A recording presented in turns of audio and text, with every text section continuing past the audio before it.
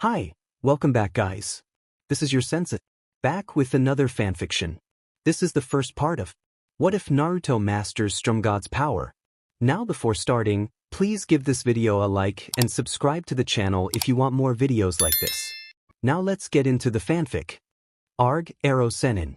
Teach me something cool, yelled Naruto to his perverted sensei. Shut up, ya lousy brat.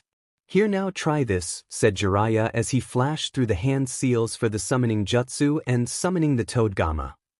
So cool, Naruto yelled. He imitated Jiraya, smeared his blood on his hand, did the 4 hand seals, and slammed his hand on the ground before promptly disappearing in a puff of smoke. Oh shit, I forgot to make him sign the contract, yelled Jiraya. With Naruto. Oh Sennin, no Toad came. Ero Sennin? Naruto said as he looked around for his wayward teacher. Suddenly a bolt of lightning struck down from the sky a few feet in front of Naruto. Holy shit! Screamed Naruto as he was blasted away from the spot. Out of the smoke came out a titanic wolf, thrice the size of Naruto himself. Human, what courage you must have to enter my clan's domain, snarled the wolf as it crept closer to where Naruto lay on the ground. But please don't kill me, I can explain. Naruto exclaimed, still frozen in terror. Explain, you shall, human, why you have intruded on my clan's lands, and you shall pay the price. The snarling wolf said as his fur began to spark. Please don't hurt me, Okami-san. Naruto whimpered. I just want to know where I am. Surprise came over the wolf. You mean, you do not know? The wolf asked curiously. Of course not. Ero Sennin showed me a cool jutsu to summon a toad, and next thing I know, I'm here. The Jinchuriki cried hysterically. The wolf gaped in surprise. This child, he is to be our next summoner, the wolf thought. Child, I am not a wolf, I am part the clan favored by Raijin-sama himself. We are the clan of the Raiju.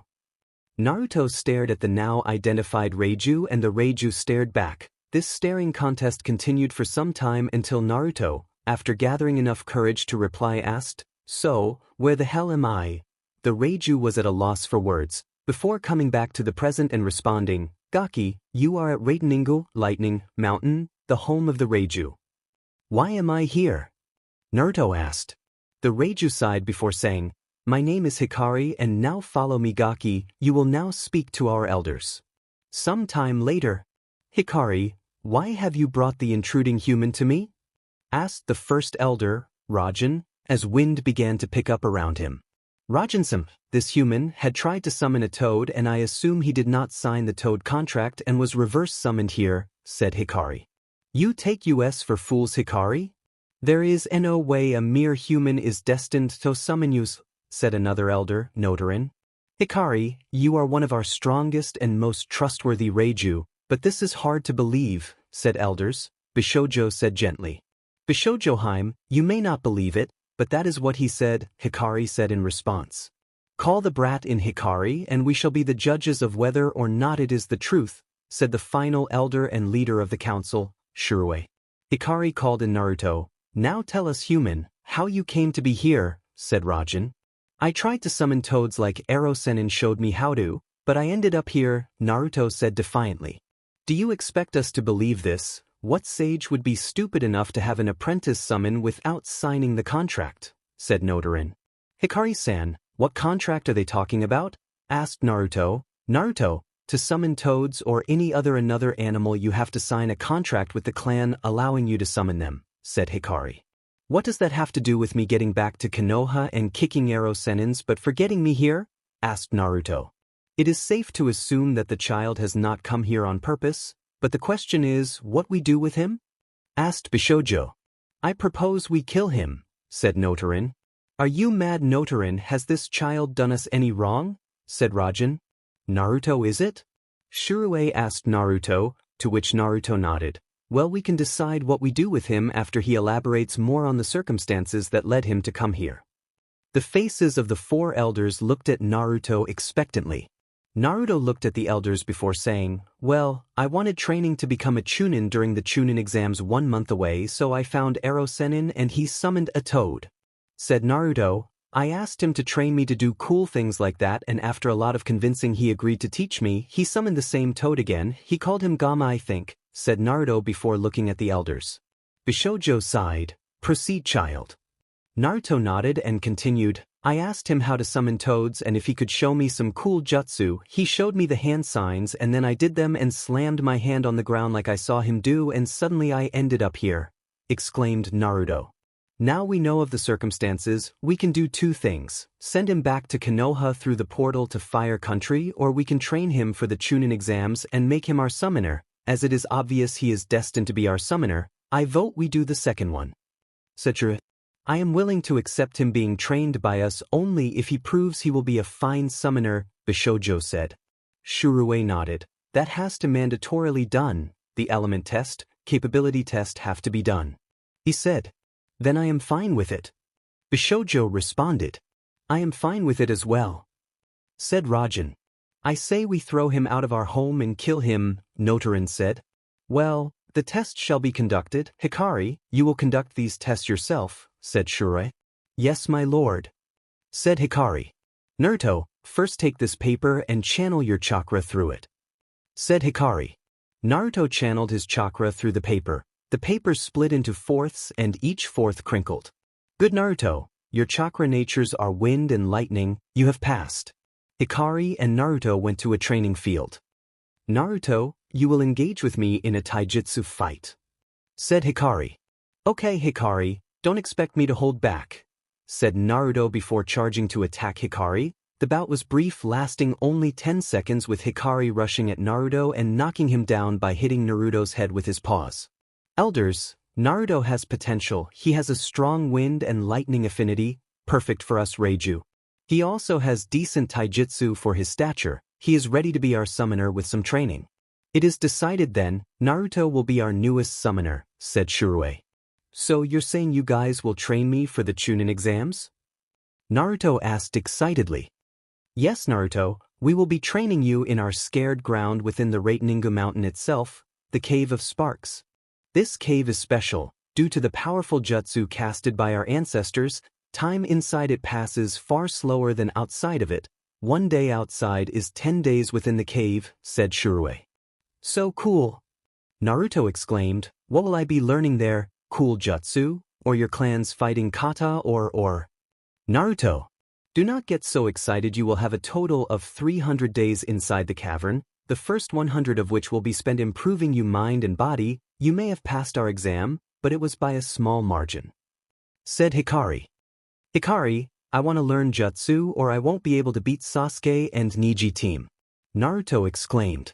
See Naruto, this is what I am talking about. You are not mature enough to learn our clan's techniques or any jutsu. Your reflexes are dull and your mind not so calm. In a battle you must keep your mind free from all distractions and not be provoked easily, said Hikari.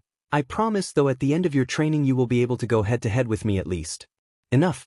Who do you think you are, brat, demanding we reveal our secrets to you? We are generously offering you to become our summoner. That itself is an enormous prestige, and yet you demand more, boomed Notorin. Notorin, he is only a child and children may be as he is. After our training we give he will become the ideal summoner. Bishoujo intoned. Hikari, his training will begin at dawn. Raijin said. As you wish Raijin-sama. Hikari replied. Come Naruto, we will begin your training. Hikari called. Yash, let's get started, yelled Naruto. In the Cavern of Sparks. Whoa, Hikari, it's so big, it's bigger than the field in the Konoha Stadium, Naruto exclaimed. It is only a portion of the cavern, Naruto. It is far larger than this. Come Naruto, let us head to the inner sanctum. Hikari responded as he walked deeper into the cavern. Now let's get started, said Hikari as he pulled 2 pairs of training weights from a rack in the inner sanctum.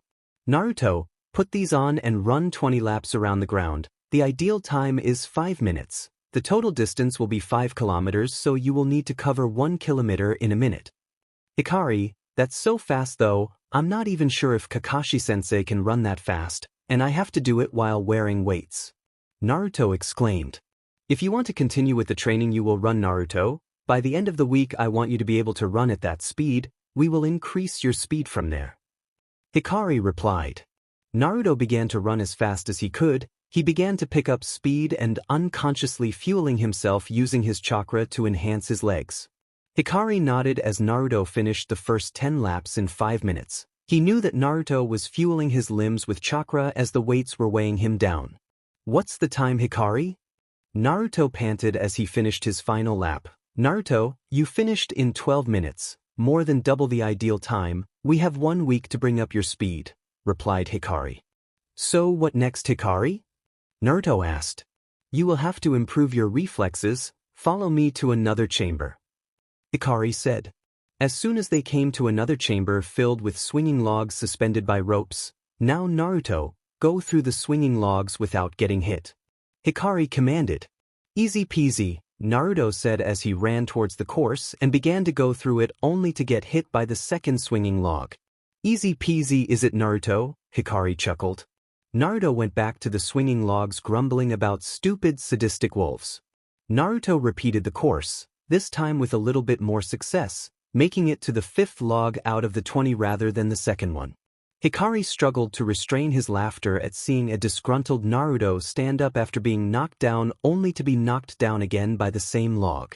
Hikari, do I have to keep getting hit like this? Asked Naruto. Yes, you do, Naruto. Getting hit encourages you to not get hit again, and it builds character. Hikari responded with a straight face. Naruto turned around and took a step forward only to get knocked down yet again. This time Hikari was unable to restrain his laughter and began to laugh uncontrollably.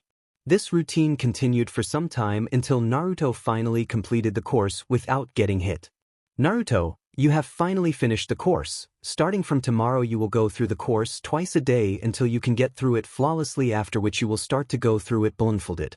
Naruto stared at Hikari in disbelief before shaking his head and asking, so what's next?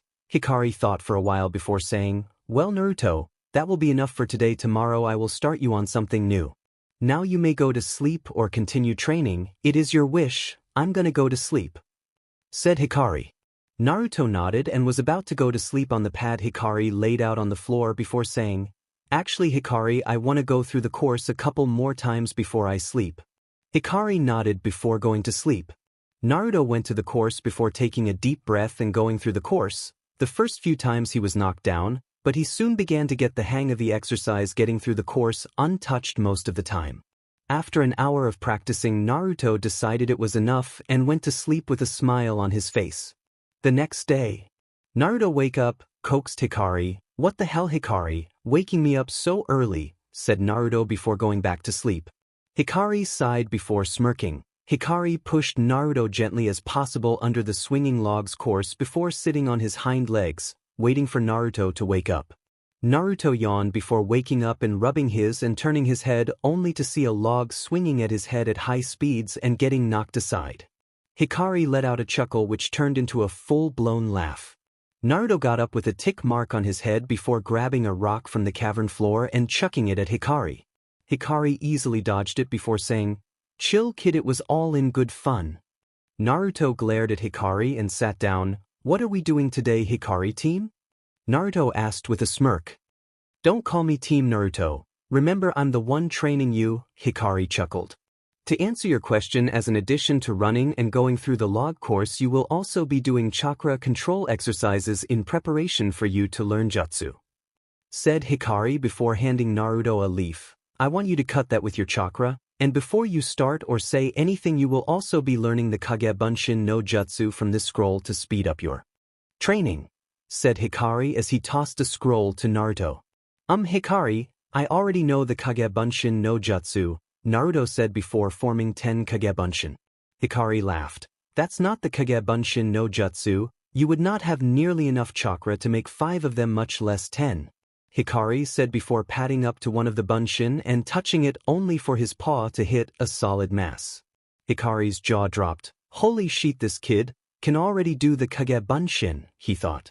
But how does this speed up my training? Asked Naruto confusedly. Wait, you don't know the advantages of the Kagebunshin? Hikari asked. Besides them being solid, no I don't, Naruto said impatiently. The Kagebunshin's memories transfer to you once it is dispelled. Naruto stared at Hikari before saying, So I can speed up my training by 1,000, said Naruto as he created 1,000 clones. At seeing the amount of chakra Naruto had, Hikari promptly fainted. Hikari, who in the world is calling my name? Hikari thought before sitting up and seeing the 1,000 Narutos and fainting again. Hikari woke up from his shock-induced slumber seeing 1,000 Narutos sitting around pushing their chakra through the leaves. Hikari shook his head as he felt unconsciousness about to take hold of him again. Alright, now Naruto, let me tell you how to cut that leaf with your chakra, said Hikari. Finally you are awake again, Hikari, said Naruto. Hikari nodded in confirmation before saying, Naruto, I want you to imagine your chakra as two sharp blades grinding together to form an ultra-sharp one and push it into the leaf. The 1,000 Narutos tried it and one of the Narutos made a tiny cut on his leaf before shouting in triumph. Hikari walked up to that clone and dispelled it. Oi Hikari, what the hell? Said Naruto before realizing what his clone had done and mimicking the results in his own leaf. This continued for an hour before Naruto was able to cut the leaf fully, though extremely slowly with his chakra. Okay, now that you have done that, you're gonna go through the routine now, said Hikari. The Narutos collectively groaned before dispelling all at once, causing Naruto to get a headache. Naruto groaned and fell on his back from the sudden influx of memories. Hikari went up to Naruto. Naruto, you should get used to it. It happens every time you spawn that many clones and dispel them all at once. Next time dispel them in groups of 10 at 30-second intervals. Naruto nodded before beginning to run around the cavern. This time Naruto finished his 20 laps in 7 minutes. Good job. That is a 5-minute decrease from last time. I guess all that obstacle course running paid off, huh? Hikari said. Now I want you to take off your weight and run this time, said Hikari. Naruto nodded and took off his weights and began to run only to fall to the ground due to the lack of weight on his legs. Needless to say, Hikari began to laugh his butt off. You feel like that because you were not used to the lack of weight on your legs even if it was only for a day. Naruto got up and started running again, this time without falling. He finished his laps in 4 minutes. Alright Hikari, now I don't have to do laps anymore, right? Exclaimed Naruto. Hikari couldn't resist to be able to burst Naruto's bubble. Nope, you're gonna have to get below 5 minutes with weights, said Hikari. Naruto looked at Hikari. You think that's really funny, don't you, Hikari? Asked Naruto with a deadpan. Whatever, now let's see how you are doing in the course, said Hikari with a smirk. Naruto quickly flew through the course untouched. To think he could accomplish that within a day, that is truly amazing, Hikari thought. In your hairy face, Hikari, I did it in a day, shouted Naruto in triumph. Yeah, now we can start you on doing to course blindfolded so you can go through the course based on your other senses besides sight as well, Hikari said. Well, I'm pumped, so I'm ready for anything, said Naruto. Sheet. Sartobi-sensei is gonna kill me if he finds out I lost Minato's son. Jiraya shuddered. He didn't want to think of what would happen if his former sensei found out he had lost his surrogate grandson. He shuddered again. He had thought Naruto would be in the realm of the toads. After all, he should be transported to the realm of his destined summons, right? But, fate had other ideas. Flashback. Jiraya sighed. Naruto had tried to summon before he signed the contract. He summoned Fukasaku, a toad elder who appeared in a puff of smoke. Why did you summon me, Jiraiya-chan? Fukasaku asked. Hey Fukasaku, listen, did any human intruder enter empty Mayaboku in the past hour or so? Jiraiya asked. My apprentice, Naruto, Minato's son, accidentally tried the summoning jutsu without signing the contract. Fukasaku shook his head. No, Jiraiya-chan, no one has entered.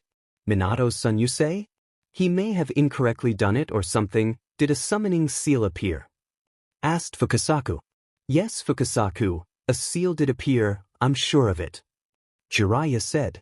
This means that Minato's son must be destined to become a summoner of another summon. Goodbye, Jiraiya-chan, said Fukasaku as he disappeared in a puff of smoke. Jiraiya sighed. What had been a minor inconvenience had turned into a tremendous problem. Apparently Naruto had a different destined summon.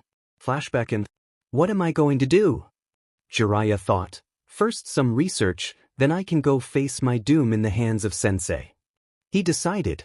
An hour of peeping later, Well, time to go talk to Sensei, Jiraiya said to himself, as a sense of foreboding filled the air.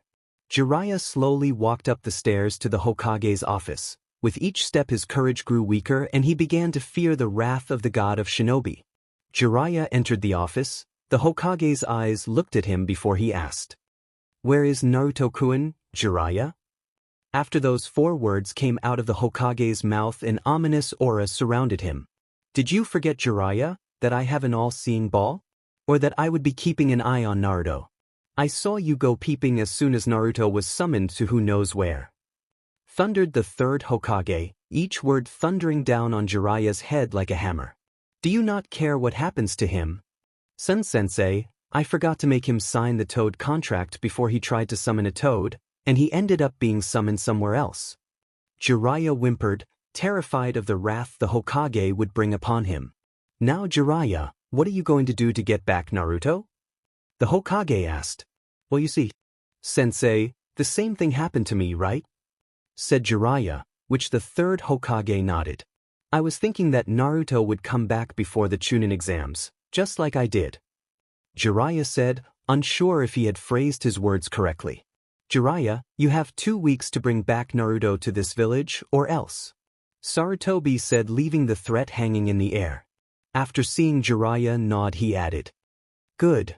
The oppressive atmosphere from the 3rd Hokage's killer intent leaving instantaneously. "Now Jiraiya, we have other matters of different nature to discuss, such as the invasion Orochimaru is planning," Sarutobi said. "Yes, Sensei, while his motives aren't clear, I'm willing to bet my money that Orochimaru is going after you to get revenge," Jiraiya responded. "Yes, that is very likely. I don't think there is any other possibility besides him trying to kill me. My life is good as over at this point," the Hokage said. On hearing Jiraiya gasp, he waved his hands. "Jiraiya, I will die soon and I need a successor. You will have to become Hokage if I die, there is no one else," he said. "But Sensei," Jiraiya started. "No buts, Jiraiya, unless some miracle can bring back Minato or Tsunade comes back, you are to be the next Hokage," Sarutobi said. "What about Kakashi then, or even you son Asuma and Guy? They are almost on the level of us Sannin," Jiraiya protested. "Jiraiya, Kakashi is too young, Asuma just doesn't have the qualities, and Guy." They both shuddered at the thought of Guy in a spandex suit becoming Hokage. At that moment, the door opened and in stepped Kakashi. "Speak of the devil and he shall appear," Jiraiya said. Kakashi bowed before asking, Hokage-sama, do you know where Naruto is? I found Ebisu unconscious on the ground and Naruto nowhere in sight." The Hokage nodded towards the Sannin. "You have Jiraiya to blame for that. He attempted to teach Naruto summoning and promptly lost him to another dimension of summoning animals after Naruto-kun tried to summon toads without signing the contract." Kakashi stared at Jiraiya and Jiraiya stared back and a staring contest ensued. "Oh well, less work for me. Have fun tracking him down, Jiraiya-sama," Kakashi said with an ice smile as he left the office with his nose in an orange book. "Okay? On a different note, how do we prevent you from dying, Sensei?" asked Jiraiya. "We don't, Jiraiya," the Hokage chuckled. "But Sensei, you are the Hawk Dash," Jiraiya began. "Jiraiya, I don't need protection, I will fight Orochimaru myself," he boomed. "Sensei," Jiraiya protested, but on seeing the Hokage's eyes sharpen in defiance, he conceded. "We still need to place protection around the village though," the Hokage conceded. "I will station ANBU at the gates and at the arena where the fights will take place," he said. Jiraiya nodded. "We will also need guards in the civilian complex, as that complex is closest to the main gate," Jiraiya added. The Hokage nodded in agreement. "I will take care of that as well," he replied. "Jiraiya, will you be present in Konoha during the invasion?" the Hokage asked. Jiraiya thought for a while before nodding. "I will be here monitoring Naruto." Jiraiya realized his mistake too late. "What will you be doing in the meantime, Jiraiya?"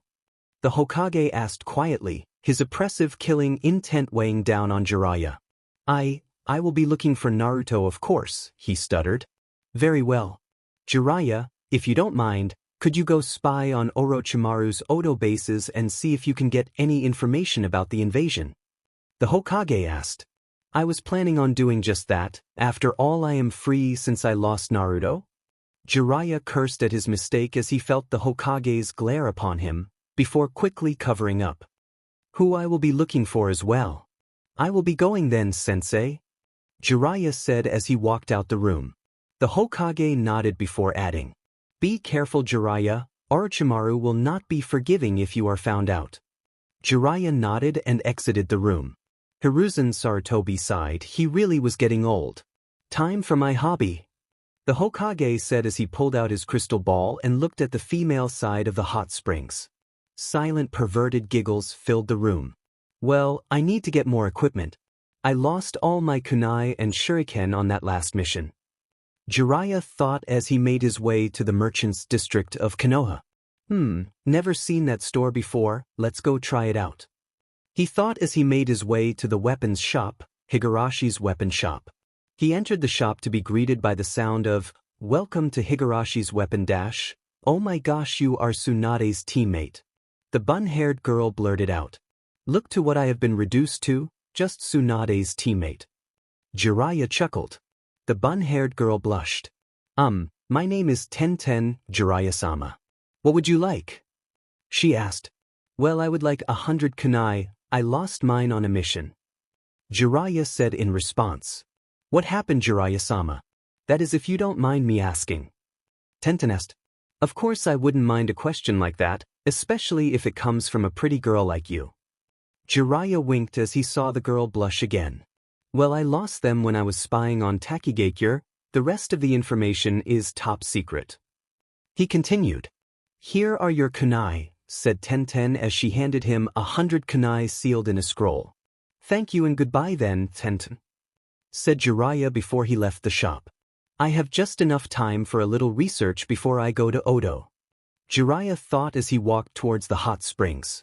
He arrived and went to his peephole and activated his invisibility jutsu before looking through said peephole and noting words down in a small notepad.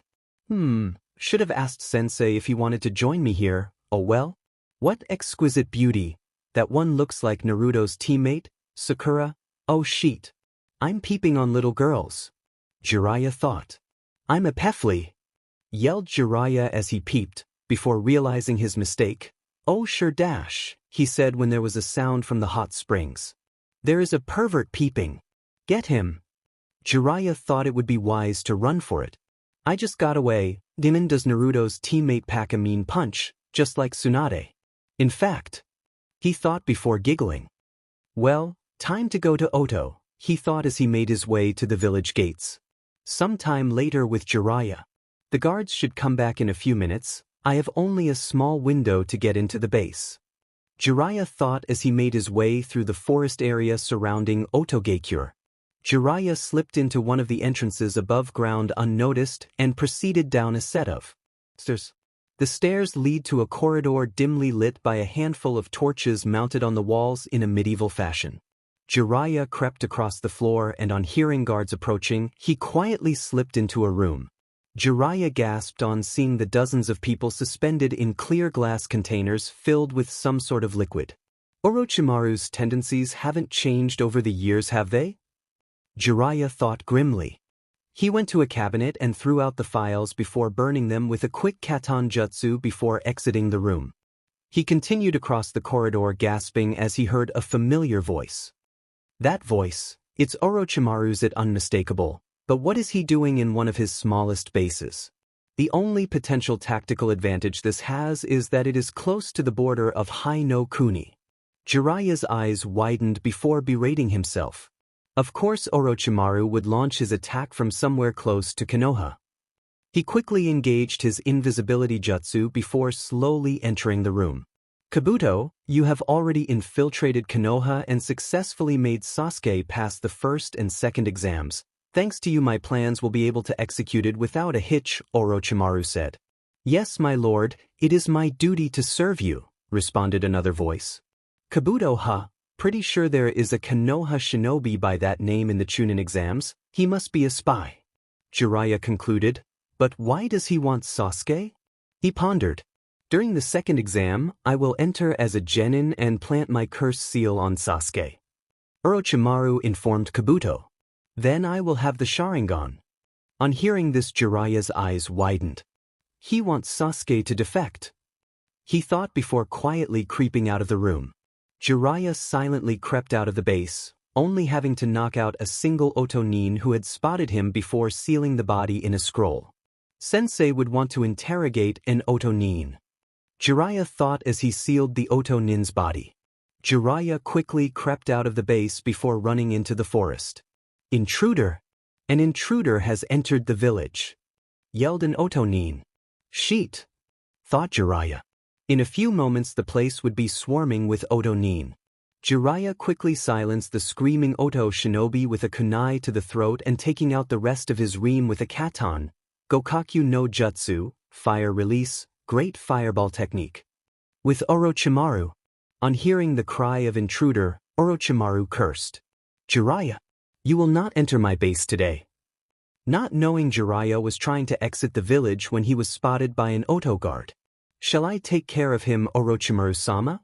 Asked the white-haired shinobi, emerging from the shadows to appear at Orochimaru's side. Orochimaru sighed before saying, Yes, Kimimaro, please do so. He responded. Kimimaro nodded before asking, Shall I take the Sound 4 with me? Orochimaru thought for a while before saying, No, Kimimaro, you shall go alone. Kimimaro nodded again before running out of the room. Kimimaro was a valuable tool, but he has outlived his usefulness. He is no longer suited to be my container. Hopefully he takes some of Jiraiya with him, perhaps an arm or leg. He thought as he watched Kimimaro exit the room. With Jiraiya. Jiraiya had encountered several other groups which he quickly took out, each encounter lasting slightly more time than the last. He soon meeting a white-haired ninja.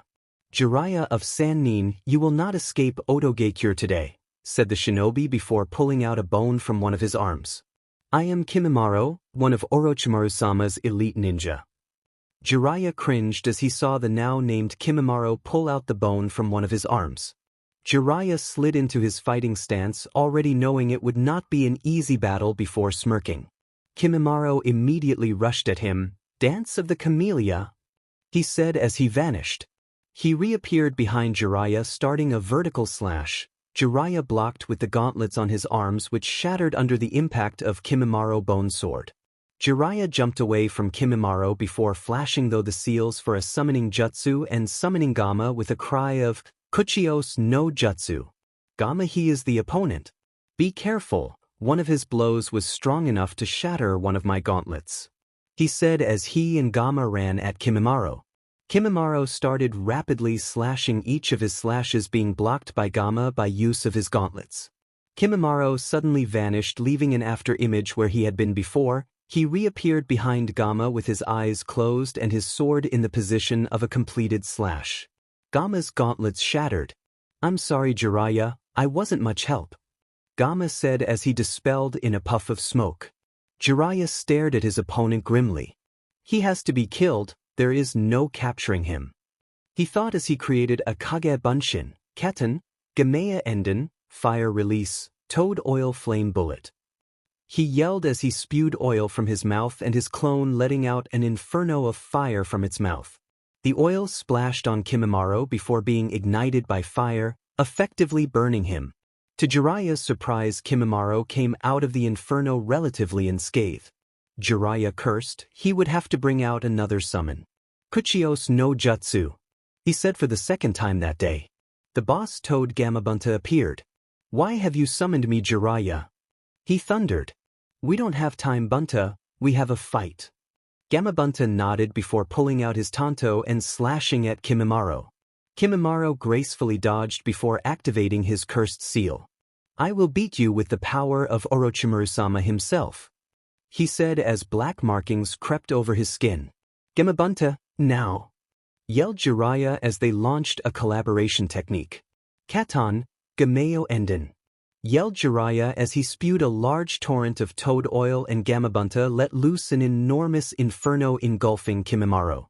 Before Kimimaro could recover, Jiraiya launched another jutsu. Doton, Yomi Numa, Earth Release, Swamp of Underworld. He yelled. Kimimaro began to sink into the deep swamp created by Jiraya's jutsu, before he was engulfed fully. Jiraya let out a sigh of relief at defeating Kimimaro. "Thank you, Kemibunta," Jiraya said. On seeing him nod, Jiraya dispelled the toad in a puff of smoke. Jiraya began to walk away. "I have to use it now," thought Kimimaro as he activates Stage 2 of the Cursed Seal. "Arg!" yelled Kimimaro as he broke through the hardened surface of the swamp in the second stage of Cursed Seal before coughing up blood and running at Jiraya. Jiraya turned around in surprise. Seeing a transformed Kimimaro running at him, he let loose a Kibari Senbon, shooting hair needles at Kimimaro. "Dance of the Clematis, Vine!" yelled Kimimaro before pulling out his spinal cord and using it to bind Jiraya. Jiraya's eyes widened.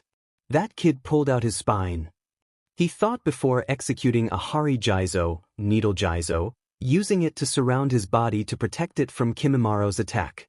Kimimaro's vine went around Jiraya's Hari Jizo.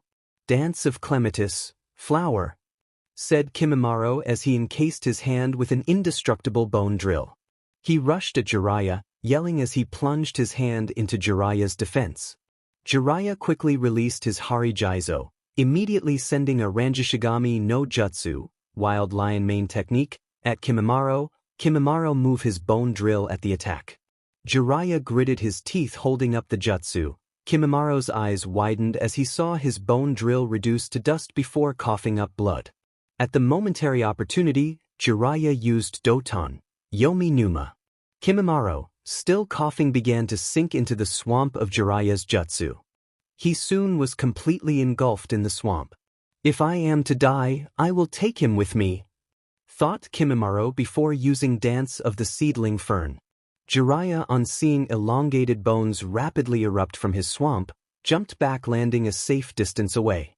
"I am sorry, Orochimaru-sama, I was unable to complete the mission you assigned me," thought Kimimaro before he breathed his last. Jiraya sighed. He had been almost fully out of chakra when he used his Wild Lion Mane technique and after his Duotian, Yomi Numa. Now he had been running on fumes. Jiraya sighed before falling on his back, recounting the battle. "With Orochimaru. I see Kimimaro has fallen. Unfortunately, he has not taken any of Jiraya with him," he thought as he frowned distastefully at the thought. A call of Orochimaru-sama brought Orochimaru out of his thoughts. "What is it?" he hissed. The Oto shinobi slightly backed away at the glared Orochimaru sent at him. "I was wondering if you want to send shinobi after Jiraya. He is still within Oto territory," the guard asked. No other ninja in this village with the exception of myself are capable of facing Jiraya even in his weakened state. After all, he won't approach the base anytime soon at his current strength after facing Kimimaro," said Orochimaru. The shinobi nodded before walking out of the room. Orochimaru didn't know how wrong he was about Jiraya not entering the village. With Jiraya sighed. To almost be taken out by one of Orochimaru's underlings, he was losing his touch. Well, time to head back to Konoha, he thought as he began to tree-hop his way back to the village. In the Cavern of Sparks, Naruto was working on his leaf-cutting exercise while being monitored by Hikari. He had been working on it for 10 full days in the cavern, but has still not reached the point where Hikari considered him proficient. In his physical training, though, he had been growing in leaps and bounds. He gone past the desired 5 seconds per lap and could now lap the chamber in less than 5 seconds with weights. His reflexes had grown faster. Now he was able to last longer than 10 minutes against Hikari, still not beating him, but a far cry from his 10-second pounding he got when they first fought. It had been 250 hard days of training, but strangely he had enjoyed it. It was nothing like the training he had done under Kakashi. He woke up every day thinking of what he was going to do to get stronger, how much he had progressed, and how would he do against Hikari. He had long since ditched the orange eyesore that was his ninja uniform. It had grown battered and torn from his and Hikari's fights and his trips through the obstacle course. Now he wore the only things the Raiju had that humans were able to wear, a black shirt and a pair of black pants to go with it. He also wore a dark green trench he had taken a liking to, thinking it made his look powerful and cool. Hikari, on seeing Naruto space outside and smacked Naruto's head with his paw. Ouch, yelled Naruto. What was that for? Naruto, you shouldn't do your chakra control exercises while spacing out like that, Hikari responded. I've been doing the same exercise for more than 100 days, Hikari. Can you give me a new one? Naruto said in frustration. Very well, you have gotten it well enough. I suppose we can start on the next exercise. Hikari said while smirking. Finally, Naruto said in relief. So what is the next exercise? You are going to cut a waterfall with your chakra. Hikari said on the verge of laughter. Naruto's mind went blank. What do you mean cut a waterfall with my chakra? I'm not the goddamn Naidame Hokage. Well, I don't know about any Naidame Hokage, but that is your exercise. Hikari said while stifling his laughter at Naruto's reaction. Not being able to hold back, he started laughing at Naruto's expense. Well, at least tell me how to do it. Naruto said in indignation. Hikari stopped laughing. The principle is the same, and your chakra just has to be denser and sharper. Now come to the chamber with the waterfalls now. Hikari said as he led Naruto to another chamber in the large cavern. On reaching the cavern, Naruto stood in awe at the many waterfalls present. There had to be at least, Naruto, you will be sending 2 to 4 clones per waterfall depending on the size of one, you will then begin the exercise. Said Hikari. Naruto nodded as he began creating 100 clones and sent them to the waterfalls in groups of 2 to 4 as Hikari told him to. The clones began the exercise and were met with initial success. Most of them managed to cut a small groove in the waterfall for less than a second. Naruto was soon frustrated with his lack of progress after being unsuccessful for the first several days. Naruto continued to make negligible progress for the next 2 weeks until Hikari picked out why Naruto was having so much trouble. It's a rookie mistake really, you are keeping the chakra being expelled from you dense and sharp, but the chakra you have already expelled is not being kept sharp and dense by you. Hikari said. Naruto stared at Hikari and shook his head before trying to cut the waterfall again, but this time following the instructions that Hikari had given him. Naruto's ire at his lack of success disappeared as he deepened the groove considerably. The progress he had made in the past 5 minutes had been greater than the progress he had made in the past several days. From then on, Naruto improved in his exercise in leaps and bounds, mastering it within a week exactly on the 200th day. All right, Naruto said as he pumped his fist. Now I can learn some wind jutsu, as he happily ran around the chamber. Hikari watched Naruto bouncing around the chamber in joy at completing the stage. Hikari sighed. He would have to break him out of his joy-induced stupor. Hikari slowly padded up to Naruto before raising his paw and knocking Naruto on the head. Naruto fell to the ground and heatedly glared at Hikari and began to say something only for Hikari to decisively cut him off, thus avoiding a long, painful argument sure to follow. Hikari shook his head. No, Naruto, you will not be learning any Winjutsu yet. You must first complete the 2 stages of lightning manipulation. Naruto froze, his joy suddenly turning into indignation. What do you mean I have to learn lightning manipulation? Some good Winjutsu will be enough to beat Sasuke team and Neji team. Naruto said as he stomped his foot on the ground. Naruto, you are not a child, Hikari began. Then why Naruto started only to be cut off by Hikari yet again. Hikari sighed. This is not about you beating Sasuke and Neji, and this is about impressing the elders. Said Hikari. Why do I have to do that? Naruto yelled. I don't care what those stupid elders think. Naruto, Hikari said sharply in a voice filled with rage, you will not insult the elders after they so kindly granted you the extreme privilege to be our summoner. After Hikari calmed significantly, he continued, as to why you must impress the elders Flashback. Hikari, our new summoner is raw. He is not yet fit to be deemed our summoner, so therefore we will hold off on him signing the contract. Said the leader of the elders, Shuru. Yes, my lord, I understand. Hikari responded respectfully. Now, Shurue, don't tell me you have grown soft over the years. So if he is not on the required level, will you just let him go? Asked Nodorin. Nodorin-san is correct, Shuru-sama. If the child fails, we must erase his memories of this place. Said Bishojo.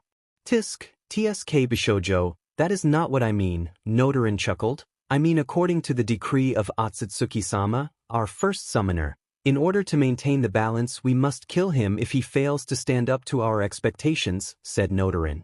Nodorin! That is not the meaning of the decree. It is only if the summoner has already signed the contract and is proven to be unwilling or unable to protect those who have bonds with him or being unable to stand on par with one of the boss summons within a year after signing the contract. Roared Rajan, who was unwilling to see the words of their precious first summoner being twisted as such. Now Rajan-san, the decree can be interpreted in many ways. You can also take it as the one who sets foot in as well can apply. Nodorin calmly replied. But you cannot prove that he is unable or unwilling to protect those who have bonds with him. Shirue said calmly with a shrewd glint in his eye. Nodorin chuckled. But who is to say he can beat the boss summons in combat with a year after setting foot in these lands? By the time he leaves 1 month will be over, and unless he can do both wind and lightning jutsu it is impossible for him to win. Nodorin replied with a sadistic smile. Very well, Nodorin, said Shirue. Shiryun, dash, Hikari began to protest. Hikari, you know we cannot go against the decree, said Shirue. On seeing Hikari about to respond in kind he cut him off saying, Now Hikari, that is my word and my word is law. Hikari's protest died in his mouth. He glowered at Nodorin and bowed his head showing that he was willing to abide by the decree before padding out of the chamber. Flashback and Naruto stood, his mouth gaped open. Now you see why you must. Sighed Hikari, clearly angry at the elder Nodorin. Now let's get started, Naruto. Maybe you'll have better luck with these exercises than your wind ones. Hikari joked in an attempt to lighten the mood. Naruto slowly nodded, still in shock of what he had heard, and let himself be led by Hikari into another chamber in the cavern. On arriving, Hikari sat on his hind legs and held his paws apart and channeled lightning chakra into them, causing electricity to spark in between his paws. That is your second exercise. You must first learn to crumple a leaf with your chakra. This time you may use your clones, said Hikari as he stopped channeling lightning chakra and handed Naruto a leaf. Naruto shook his head to clear himself of his shock at his new revelation, now more determined to finish the exercise. He took the leaf and channeled plain chakra into it in hopes of accomplish something only for nothing to happen. Naruto then attempted to convert his chakra into lightning chakra, but since he didn't know how to he failed. He then looked up at Hikari for help, to which Hikari smiled and said, You must spin your chakra densely to produce lightning chakra. Naruto nodded and grit his teeth as he began to weakly spin his chakra. He soon noticed a slight crumpling near where his fingertips were on the leaf. He grinned at Hikari and said, Look Hikari, I guess I don't need clones, I am already doing it. Hikari took a closer look and deadpanned at Naruto. You were holding the leaf so tightly you crumpled the leaf. Naruto grumbled and created 100 clones before all of the clones began the exercise. After a few hours one clone cried, Why, I did it. Hikari went up to the clone and examined the leaf, which was partially crumpled, and nodded his approval after closely examining it. Naruto dispelled the clone and received the knowledge on how the clone accomplished the feat. He nodded in understanding as well as the remaining 99 clones, and most were soon met with success. Hikari stood in surprise and asked, What did that clone do differently? He asked in curiosity. He densely spun his chakra. Naruto replied while still engrossed in the exercise. You do realize I told you to do that in the beginning, right? Hikari deadpanned with a tinge of anger in his voice. Naruto chuckled nervously and continued his exercise.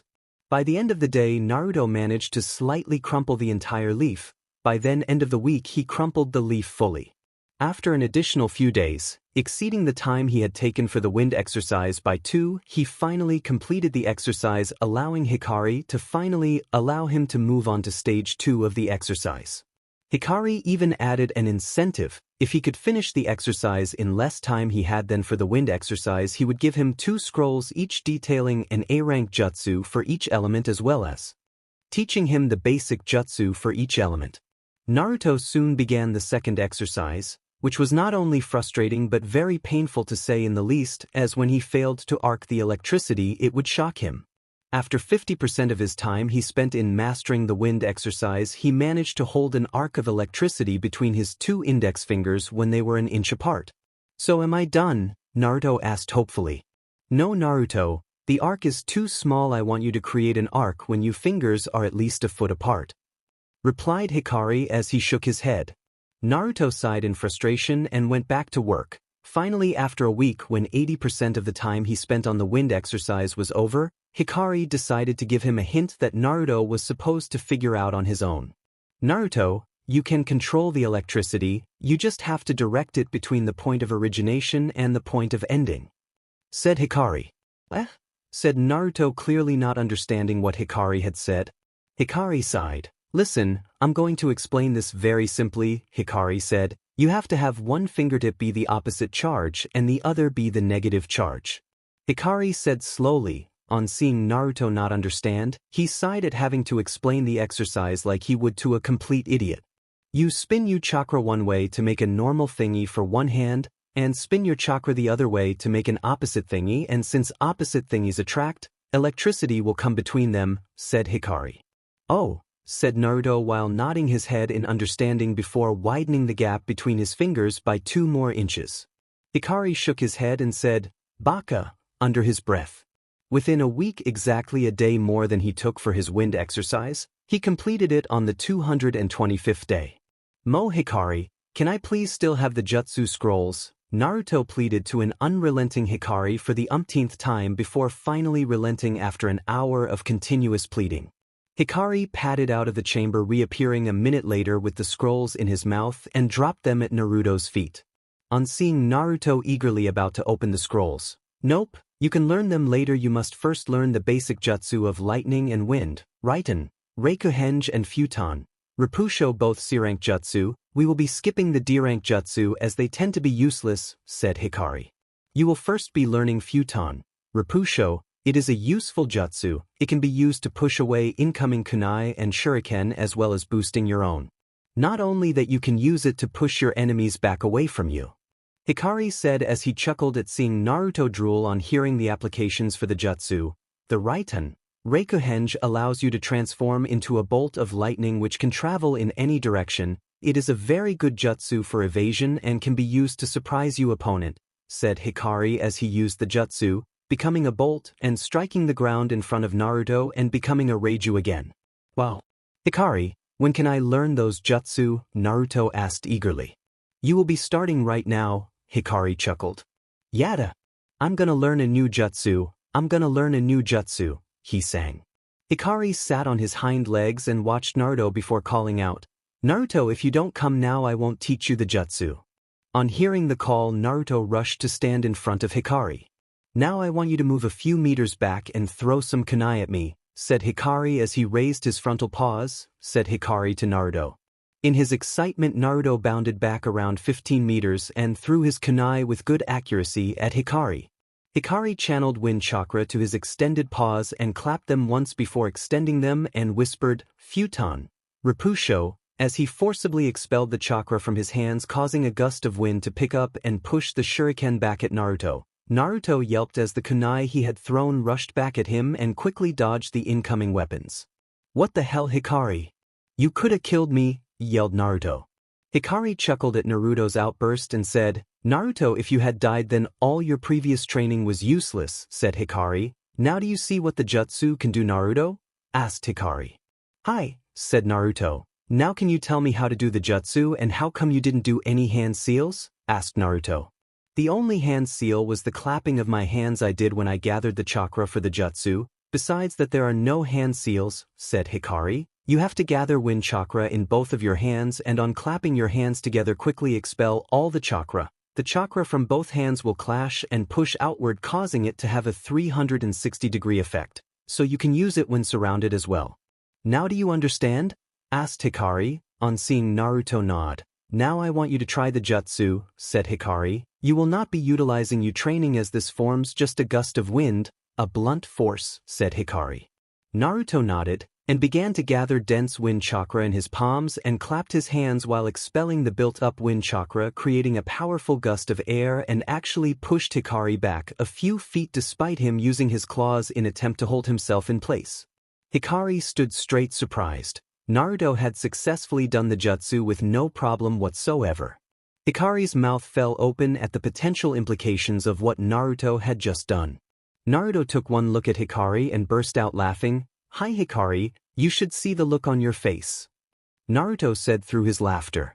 Hikari promptly closed his mouth and smirked, and Naruto, "Well done Naruto, let's see if you can get the next jutsu down just as fast," said Hikari, still in shock of how quickly Naruto had mastered the jutsu. He probably became proficient in handling wind chakra due to the amount of time he had spent on doing the wind chakra control exercises previously, thought Hikari, but then again, the jutsu didn't have much in common with the exercise, so he may just be a genius at performing jutsu. "Naruto, to do the Reikuhenge, you must circulate lightning chakra through your body and do the hand seals dash," said Hikari. "But Hikari, I didn't see you do any hand seals," Naruto exclaimed. "Naruto, do you think I can do normal hand seals with theses?" asked Hikari as he held up his paws. "Most Raiju can do either Futon or Raitun jutsu seamlessly. I can do Raitun jutsu as such. If you remember Elder Rajan, he can do Futon jutsu seamlessly," responded Hikari. Naruto nodded in understanding. "So what are the hand seals?" "The hand seals are boar and tiger," said Hikari. "So can I do the jutsu?" asked Naruto. "If you think it is a good idea," said Hikari while hiding a smirk. Without thinking at the implications of what Hikari had said, he began to perform the jutsu. Naruto channeled lightning chakra throughout his body and flashed through the two seals while looking at the ground a meter away. To Naruto's annoyance and Hikari's delight, he immediately reappeared where he had been looking at, except he was upside down with his legs in the air and touching the ground.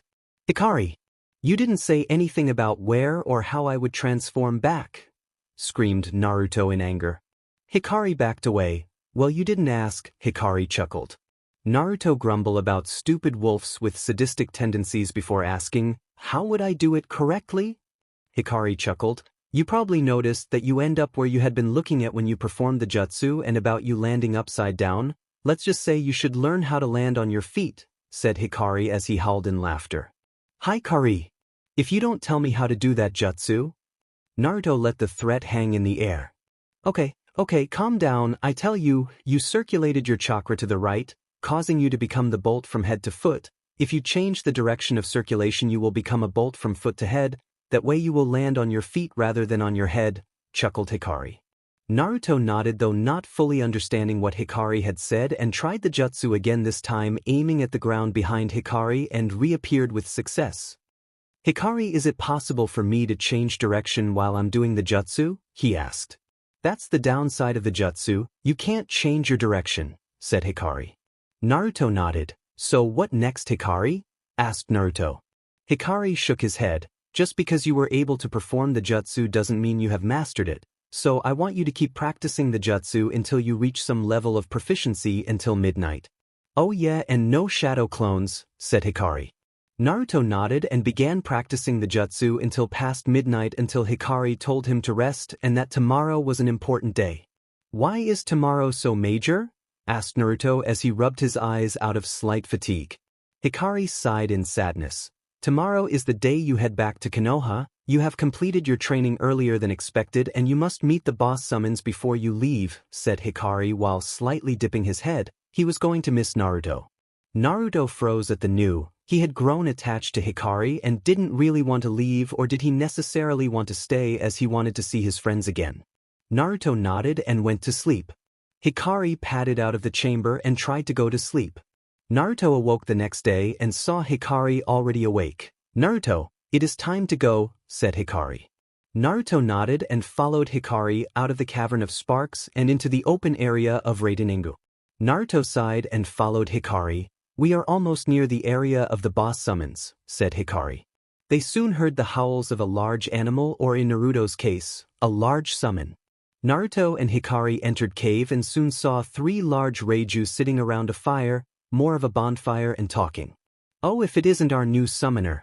My name is Maidawun, bellowed one of the three large Raiju. Maidawon, why do you speak to such a weakling as an equal? Said another. The now named Maidawon laughed. Well, if he is to be our summoner, Toriyoshi, I don't expect you to see him as an equal. You are the strongest of us Raiju after all, and your ego is large, laughed Maidawon. The now named Toriyoshi grumbled. Well, Maidawon, if you see him as an equal, you can be his main boss summon, said the third. Well, I am fine with it as long as my friend Hikari approves of him, Heiken. Maidawon said. Naruto will make a fine summoner, said Hikari. Then it is fine with me, said Maidawon. What is wrong, young one, you haven't spoken at all? Said Naruto, still in awe of being accepted by Maidawon so fast. Maidawon laughed. Well, you should put around 2/3 of your chakra to summon me, said Maidawon. Hikari shook his head. 2/3 of Naruto's chakra is more than enough to summon all three of you. He can create over 1,000 shadow clones, said Hikari. Silence reigned over the group. Well, I guess you should put in enough chakra to form around 250 of your shadow clones with me in mind, said Maidawon, unperturbed by the news. Well, Maidawon, Toriyoshi, Heiken, we will be taking our leave. Naruto is to return to his home today. He has completed his training, said Hikari. Maidawon nodded and Hikari and Naruto left. At the council chamber, Hikari, how has he done? Asked Shirue. He has done splendidly. He has completed his training on time along with one basic jutsu of wind and lightning, said Hikari. That is impressive, said Bishojo. It is still to be seen if he will be a good summoner, said Notorin defiantly. He is currently accepted, said Raijin as Shirue rolled the summoning contract out to Naruto. Add a handprint and sign the contract in the first empty slot with your blood, said Hikari. Naruto bit his thumb and did as instructed. Good, said Raijin. Now you may go home, young summoner, said Raijin. By your leave, Shirosama, said Hikari. On seeing Shirue nod, he left the chamber and led Naruto to the clearly unused portal to the real world. You must imagine your surroundings and enter the portal to go back to your home, said Hikari. Naruto nodded and held his face away from Hikari, not willing for Hikari to see his tears, and entered the portal. Bye, Hikari, he said before he disappeared into the portal. Goodbye, Naruto, sighed Hikari. Naruto's training is over. I would like to remind you that Naruto will not be overpowered. He will not be able to win against Kakashi or even Gaara without assistance. Favorite, follow, review, especially review. Jutsu list. Futon, Repusho, wind release, gale palm. User expels wind all around them 360 degrees. It is useful to boost weapons and deflect the weapons. Raitun, Reikuhenge. User transforms into a bolt of lightning that travels in one direction. The direction is unchangeable. The maximum distance is less than Shushin, but the speed is far greater. Power levels. Max is 5. Ah, said Naruto as he materialized in Konoha.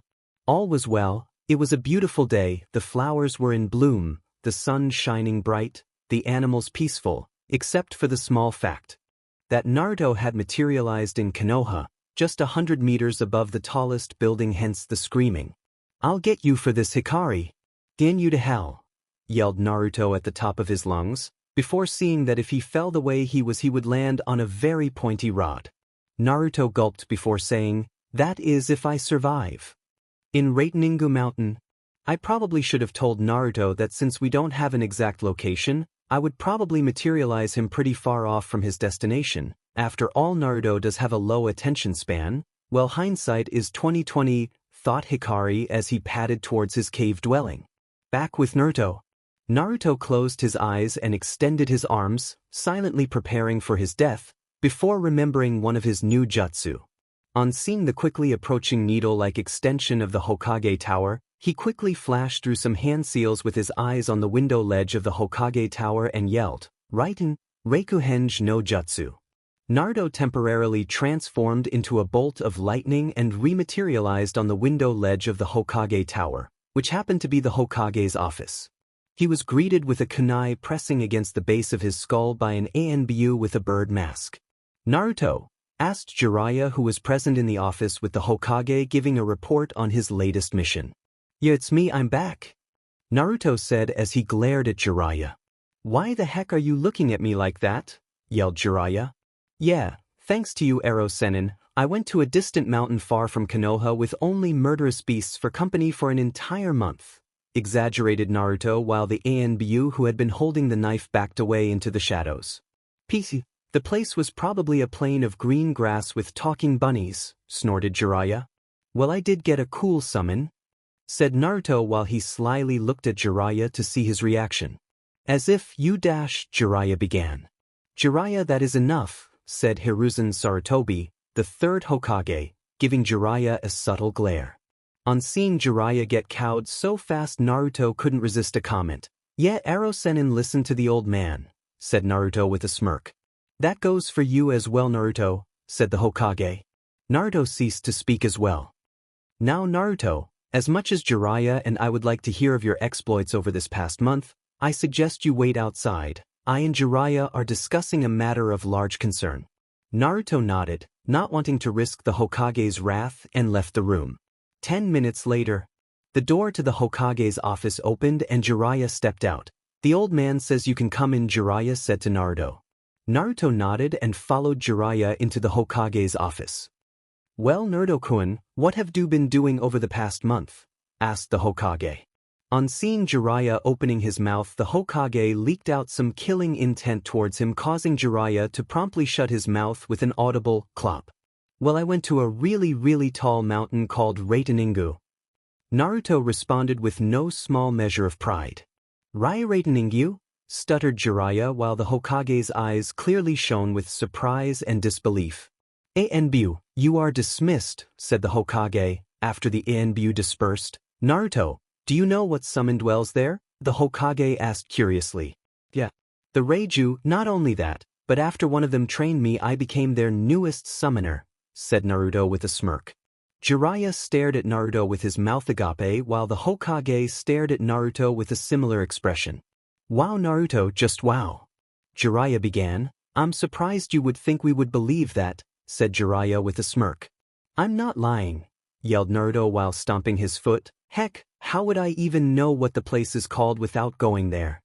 Jiraiya, though it may be hard to believe, I'm sure Naruto can prove it to you by summoning one of the Raiju, right, Naruto? Asked the Hokage while staring at Naruto questioningly. Naruto sighed and went through the seals for the summoning jutsu and put in a small portion of his reserves. The summoning seal appeared along with a plume of smoke. As the smoke dispersed, a silhouette vaguely resembling a wolf became visible. A brief gust of wind originating from the silhouette blew aside the smoke, revealing a small wolf with its hackles raised. The figure had glistening silver fur and yellow eyes which shone with an intent to maim or kill. The figure slightly calmed down on seeing Naruto. Summoner, why have you brought me here? It does not seem like a scene of a fight, snarled the Raiju as it glared at Jiraiya and Hiruzen. I apologize for disturbing you, paused Naruto. Kurika, supplied the Raiju. Right, I apologize for summoning you here, but my village leader was suspicious of my whereabouts over the last month, responded Naruto in an attempt to be as respectful as possible as Hikari had instructed him to be when dealing with summons he had recently met. The Raiju, now named Kuriku, visibly calmed.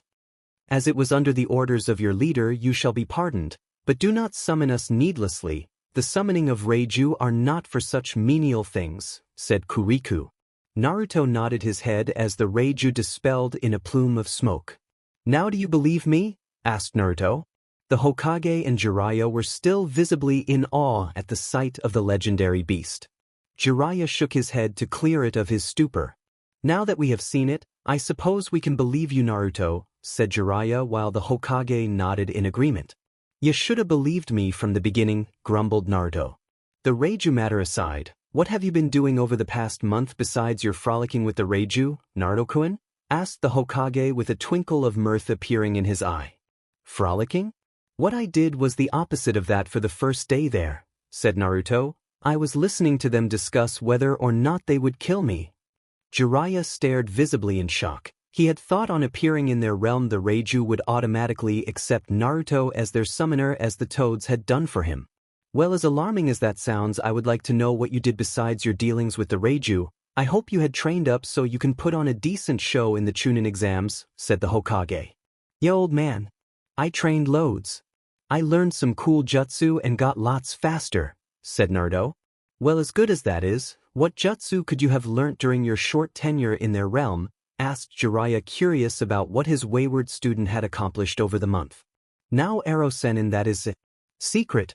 You can see that with everyone else during the exams, said Naruto mischievously. Jiraya sighed. He had expected his student's answer to be as such. After all, he would have done the same. The Hokage nodded thoughtfully. Naruto, I suggest you use this day to get reacquainted with your friends. I'm sure many of them were worried about you, but don't tell them about where you have been over the month. If you want, just tell them you were training, he said warningly. Naruto nodded and turned to leave but stopped when he heard Jiraya's voice. By the way, Gaki, I like the new threads, said Jiraya with a smirk. Naruto smiled and nodded before exiting the Hokage's office. I wonder what the Gaki learnt over the month, said Jiraya thoughtfully to Hiruzen, who nodded as well. Back with Naruto. Why, now that I'm back I have to go to the Ikaraku's for some ramen, said Naruto as the salivated at the thought of ramen. He continued on his path to the ramen stall, blissfully ignoring the stares of the passers-by. He soon reached the stall in a few minutes and flopped down on a stool before yelling, Tuchiajisen. Gimme 30 bowls of miso ramen, I haven't had any for a month, said Naruto. Oh Naruto. I see you're back with new clothes nonetheless. Where have you been all these days? I have missed my #1 customer for so long, said Tuchi. Can't tell you where I was, old man. It's top secret, said Naruto with a grin as he began to drum his fingers on the counter. Can't you tell even us? Asked Ayam with a pout, who walked out from the back of the stall on hearing Naruto's voice. No can do, Ayam Nichin. Is my ramen ready? Asked Naruto with impatience. Here it is, Naruto, your first bowl, said Ayam as she set down a bowl of ramen in front of Naruto. Naruto happily dug into the bowl. In half an hour, going at a stupendous speed of half a bowl per minute, while on his 15th bowl a ninja with a green Chunin vest sat next to him. Naruto, where have you been? Asked Irika. Naruto smiled at his sensei before saying, It's top secret. Yar, can't you even tell me? Asked Irika. He wouldn't even tell us, said Tuchi. If you say so, said Irika. So did you train up for the exams, Naruto? Yeah. I'm gonna kick Niji team's butt, said Naruto. Irika chuckled. I'd like 2 bowls of miso ramen please, said Irika to Ayam. Coming right up, said Ayam from the back of the stall. In a few minutes Ayam came up and set down 2 bowls in front of Irika, who pushed one of the bowls to Naruto. Naruto nodded his thanks and quickly consumed the contents of the bowl before going on to the next one that Ayam just set in front of him. After a few minutes Irika said, I'll be off now, pushing up his now empty bowl and walking off. Bye Naruto, can't wait to see what you have in mind tomorrow. Bye Irika-sensei, said Naruto. After another few minutes, Naruto finally finished his ramen and placed down some Ryo on the counter, only for them to be quickly swept up by Ayam with a wink. Come back anytime, Naruto, said Tuchi. Naruto nodded and ran off to find Sakura and Sasuke. He ran towards Training Ground 7 to see Sakura sitting down on a rock. On seeing Naruto, Sakura visibly brightened up. Hey Naruto, where have you been? Nice clothes by the way. Shot off Sakura. Thanks for the compliment, Sakura, said Naruto as he took a seat on a tree stump a meter from Sakura's rock. Sakura stared at Naruto impatiently. What? Said Naruto on seeing Sakura stare at him. Answer the question, Naruto, said Sakura. Oh yeah, forgot, chuckled Naruto. I was. Sakura unconsciously leaned in due to the suspense. Can't tell you, it's top secret, ended Naruto with a laugh. A tick mark formed on Sakura's forehead. Baka, yelled Sakura as she swung her fist down on Naruto's head. Naruto saw the incoming fist and quickly created a clone and substituted with it, the clone dispelling in a puff of smoke. Geez Sakura, said Naruto, the Hokage told me not to tell anyone.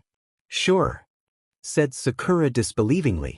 I'm not joking, said Naruto while stomping his foot. Sakura decided to temporarily leave the matter aside.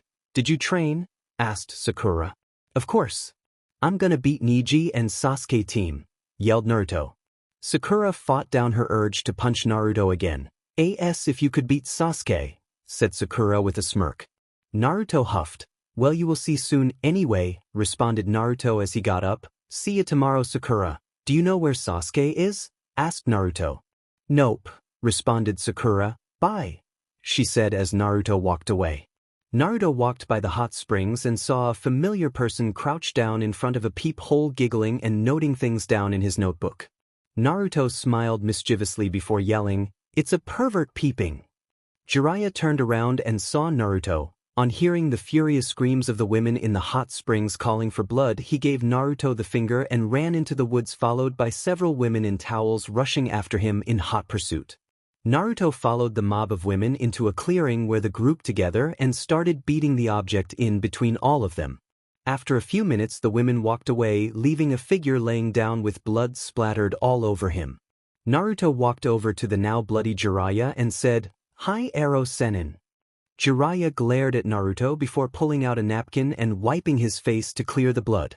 "What the hell, Gaki? I was getting a first-class view before you had to come ruin it," he yelled. "Serves you right, Arrow Sennin." Naruto chirped cheerfully. "By the way, do you know where Kakashi is?" I'm pretty sure he up in the mountains near the Hokage monument training the Uchiha," responded Jiraiya. "Thanks, Arrow Sennin," yelled Naruto as he bounded away toward the Hokage monument about half a kilometer away, leaving Jiraiya behind. Naruto ran up the side of the mountain using chakra and soon heard some cursing and the sound of rocks exploding. Naruto, slowing, walked up the rest of the way before hiding behind a rock. He saw Sasuke flashing through some hand seals and charging his hand up with lightning chakra and running towards the only boulder without a mark on it, piercing through the rock like a hot knife through butter. Naruto's eyes widened at the sight. If he was impaled by that, he would lose instantly, not to mention be in mortal danger. He would have to come up with some sort of counter to it. "That's enough, Sasuke. Looks like 2 Chidoris is your limit on a full tank of chakra while still being able to fight. You can probably manage." 3, but you will have to be careful," said Kakashi to Sasuke, who was panting with his hands on his knees. "Okay, Kakashi-sensei, I'm going to go home now," said Sasuke as he shoved his hands into his pockets and walked off. Kakashi sighed. "Naruto, don't you know it's bad to spy on your teammates?" he said. Naruto walked up while scratching the back of his head nervously. "I just wanted to see you after I came back," said Naruto. Kakashi's eyes widened on seeing Naruto not wearing his orange jumpsuit. "I see you had a wardrobe change. Speaking of which, where were you over the month?" asked Kakashi. "I can't tell you," Naruto said in a sing-song voice. "Why not? I'm your team leader. It is my privilege to know where you were over the month," said Kakashi. "Hokage Gigi said I couldn't tell anyone," said Naruto. "Was that a lightning jutsu you were teaching Sasuke?" asked Naruto. "Yeah, it's my own jutsu, Chidori," said Kakashi as his eyes narrowed. "How would you know it was a lightning jutsu?" asked Kakashi suspiciously. "It looked like one," said Naruto with a deadpan. "Can you teach me it?" "One of my affinities is lightning," asked Naruto, excited at the prospect of learning a new jutsu. "Your affinity lightning? As if I'll believe that. Naruto, you shouldn't tell lies to your superiors," said Kakashi disbelievingly. "It's true. I can prove it," said Naruto as he began to flash through the hand seals for Raiten, Reikihenge, before remembering what the Hokage said and stopping. "I can't prove it, Gigi said not to," sighed Naruto. "But can you teach me anyway?" pleaded Naruto. "A no is a no, and that's final," persisted Kakashi. "It's not like you could do it anyway. Your chakra control isn't nearly good enough." Naruto fumed. His own sensei didn't believe him. "Whatever," he said, throwing a glare at Kakashi and jumping off the mountain. He landed gracefully and ran to his house. Kakashi watched him before shrugging and pulling out a familiar orange book and walking away. Naruto sighed. He should have expected it from his sensei. After all, he only cared about Sasuke. When the preliminaries ended and he and Sasuke had passed, instead of giving both of them equal attention, he decided to only train Sasuke and pawned Naruto off to Ebisu. It was only due to his meeting with Jiraiya and his summoning accident that he received any valuable training at all. Naruto looked up at the sky, seeing the sun illuminate the sky with a variety of hues as it began to recede. Naruto sighed. It was time to go home. Naruto slowly walked home. He arrived a few minutes later only to find his apartment ransacked, obviously by some stupid civilians. He went to his overturned bed, flipped it over and straightened out the sheets before crawling in and going to sleep. This entire ordeal from when Kakashi spoke to Naruto to when he walked into his ransacked home was watched by the Hokage using his all-seeing ball. The Hokage sighed. "I am sorry, Naruto-kun," he thought before he set the crystal ball back in its place and turned to the ever-growing pile of paperwork. The Hokage stared outside the window wistfully and looked back at the pile of paperwork. The Hokage sighed yet again before looking at a picture hanging in his office. "How did you manage to always be free, Minato? I'm sure you had just as much or even more paperwork than me," he thought. The Hokage began to try to finish his paperwork. The next day, Naruto yawned before sitting up and rubbing his eyes. The sun shone through his thin curtains. Naruto smacked his lips and looked at his clock. He stared sometime, not comprehending the time. 8 o'clock before getting up. "Yosh, I'll start learning those new A-rank jutsu from the scroll Hikari gave me," thought Naruto as he took out a scroll from his pocket and unsealed 2 jutsu scrolls, each with a wind and lightning jutsu respectively. Naruto scrutinized the 2 scrolls before picking up the wind jutsu scroll and reading through it. It was for the jutsu Futon, Sureisu Tatsumaki, wind release, slicing tornado. The lightning scroll for the jutsu, Raiten, Mahiyari, lightning release, paralyzing spear. Naruto read through the description and hand seals for the jutsu, Raiten. Mahiyari would form a spear made of lightning which on contact with the opponent would paralyze him or her. The length of the spear depends on the chakra put into it, while Futon, Sureisu Tatsumaki made 3 tornadoes with winds that could cut one caught in it. It could also move in the direction directed by the user. Naruto thought for a while both would be difficult with a high level of chakra control required, which he had due to his intense training. He just couldn't decide which one to learn. After a few minutes of thinking, Naruto sighed and went to the nearest training ground before forming 100 shadow clones and sending 50 to work on one jutsu and 50 for the other. He handed each group a scroll and went to a corner and began to do the lightning stage 2 chakra control exercise. After several hours, both groups had some sort of success with their respective jutsu. The group working on the wind jutsu managed to accidentally create a jutsu which wasn't very useful. It just created a gust of wind around the user. The clone forgot to do the snake hand seals and the new jutsu was created. The lightning group made a full-fledged spear, but couldn't get the paralyzing part correctly. Right now on contact it delivered a mild shock, but that was all. Naruto decided to take a break and started to walk to Ikaraku's ramen stand when he heard a voice cry out, "Hey boss, where do you think you're going, huh?" "Going to enjoy some ramen when the rest of us train," said one clone. The rest of the clones chorused their agreement. Naruto stared blankly at the clones before shaking his head. "Well, I'm real, so I get to eat and replenish my energy so I can train," said Naruto. "Boo. Why does the original get all the cool privileges?" "I want to be the original," said another clone. "No way. Go eat some sheet. I'm gonna be the original." "Who do you think you are?" yelled another clone. Both clones grabbed each other's cloaks and began to fight. One hit from Naruto dispelled them both. "Now you will all train, right? Remember, it takes only one hit to send to take away your existence." Naruto smirked with an evil glint in his eye. The clones gulped and quickly nodded. "By the way, that's enough with the new jutsu. I want you guys to get down the first 2 jutsus seamlessly," said Naruto. "Now I'm gonna eat some ramen and come back to train, okay?" The clones nodded. Naruto walked off to Ikaraku's and began to eat many bowls of ramen. Several hours later, Naruto smiled in accomplishment. He was now able to do both the basic jutsu seamlessly, but had discovered a use for the formerly useless jutsu which he was now able to do seamlessly as well. Flashback. One Naruto clone decided it would be funny to impale another clone with a lightning spear. He quickly did the seals and rushed toward a random clone. The clone happened to be the one who accidentally made the jutsu. The clone turned around to see another clone charging at him with a spear in hand. Son of a dash. The clone began before unconsciously and seamlessly execute the jutsu he had accidentally did before, except with a bit more chakra. The jutsu caused charging clone to get buffeted and not only spin around, now facing the opposite direction still charging, but also caused the spear to implode. The attacking clone managed to not get dispelled by some miracle. The surrounding clones stared in awe at the clone who did the wind jutsu. Naruto dispelled both the attacking clone and the one which executed the jutsu. What he got from the memories of the clones were astonishing. The charging clone had not even noticed he had been flipped until the last second. Not only that, but the wind chakra from the burst collided with the lightning chakra in the spear, causing the spear to release powerful winds as it imploded.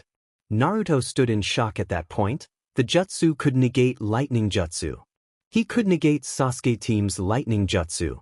Naruto did a quick jig in joy. And flashback. Naruto was now as prepared as he could get for the next day. He walked home with a smile on his face. Naruto yawned and rubbed his eyes as he sat up from his bed. He looked at the clock which read 7:57 and smacked his lips uncomprehendingly. He blinked and his eyes widened. "Oh sheet, he yelled. "The Chunin exams begin at 8. Naruto quickly brushed his teeth and took a quick 10-second shower before running out of his house and locking the door. He sighed and looked down, realizing he was only in a towel. He ran back in, threw on his clothes from Raitenningu and wore his black cloak and dashed out of the room. In the stands of the Chunin exam stadium. Where is Naruto? Sakura wondered, her brow furrowed in worry. He may have been an idiot, but he still was her teammate. Back with Naruto. Come on. Almost there, thought Naruto. Naruto almost tripped on remembering his new jutsu. He seamlessly executed a perfect Raiten, Reikahenge, teleporting from his position and arriving at the entrance to the stadium. He sighed and stepped in. As soon as he did, the eyes of everyone in the audience swept to him. Naruto just stood and blushed from the attention. He saw the competitors lining up and ran to join them. Oi Naruto, couldn't you be on time for once? Drawled Shikamaru while smirking at the blonde. I tried Shika, but I woke up late, grumbled Naruto. He looked through the lineup for Sasuke, but didn't see him. Naruto frowned. He looked up at the audience and made eye contact with Sakura and waved with a smile. Sakura waved back as well. Naruto-kun, you made it, thought Hinata as her cheeks slightly turned red. All right, boomed the Hokage with Jiraya standing beside him. Now that we have our contestants, we may begin. The Hokage looked on each of the contestants' faces before nodding to Genma, who was the new proctor. On seeing the Hokage cueing him, all right, will the first matchup of Naruto of Konoha and Neji of Konoha remain in the stadium while the rest of you go to the stands in the competitors' box to await your turn, said Genma. On hearing this, Shikamaru and the rest of the competitors headed up to the stands, leaving only Naruto and Neji facing off. Hanabi, play attention to see the power of a Hyuga, said Hayashi to his daughter. Hanabi nodded. You should quit while you are ahead, Uzumaki. Just as fate decreed that I would be the winner against Hinata-sama, fate has said the same about this fight as well, Neji said with a smirk. Have you forgotten, Neji? I made a promise to Hinata-chan that I would defeat you, said Naruto. Are both of you ready? Asked Genma. On seeing them nod, he jumped back and yelled, Begin! An intense stare-off followed after the match began. Neji slid into his battle stance and activated his Byakugan. Taking this as the cue to begin, Naruto executed a futon, Repusho, causing a gust of wind to blast from him, picking up the loose sand of the stadium floor, creating an effective smokescreen. Such measly tactics shall not work against the might of the Byakugan, said Neji as he scanned his surroundings, seeing through the smokescreen of sand for any trace of Naruto's chakra. He smirked as he spotted Naruto's chakra signature a few meters away, rushing towards it to hit it with a chakra-enhanced palm strike. As he approached, the same chakra signature appeared in front of him and hit him with a bone-jarring punch to the face from that had him flying off his feet and landing on his back a meter away. As the blow hit him, Neji's eyes widened. He had not seen anyone there previously, only the chakra signature in front that had not moved the entire time of the ordeal. Bunshin clones, thought Neji. Neji got up and saw the same signature a distance away from its former position. Neji this time scanned all around him with caution before dashing to attack Naruto, this time making it close enough to see Naruto's smirking face.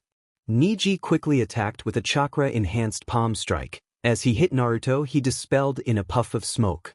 Neji cursed. He had hit a clone. At Neji's momentary distraction, he was kicked in the stomach, causing him to fall to the ground.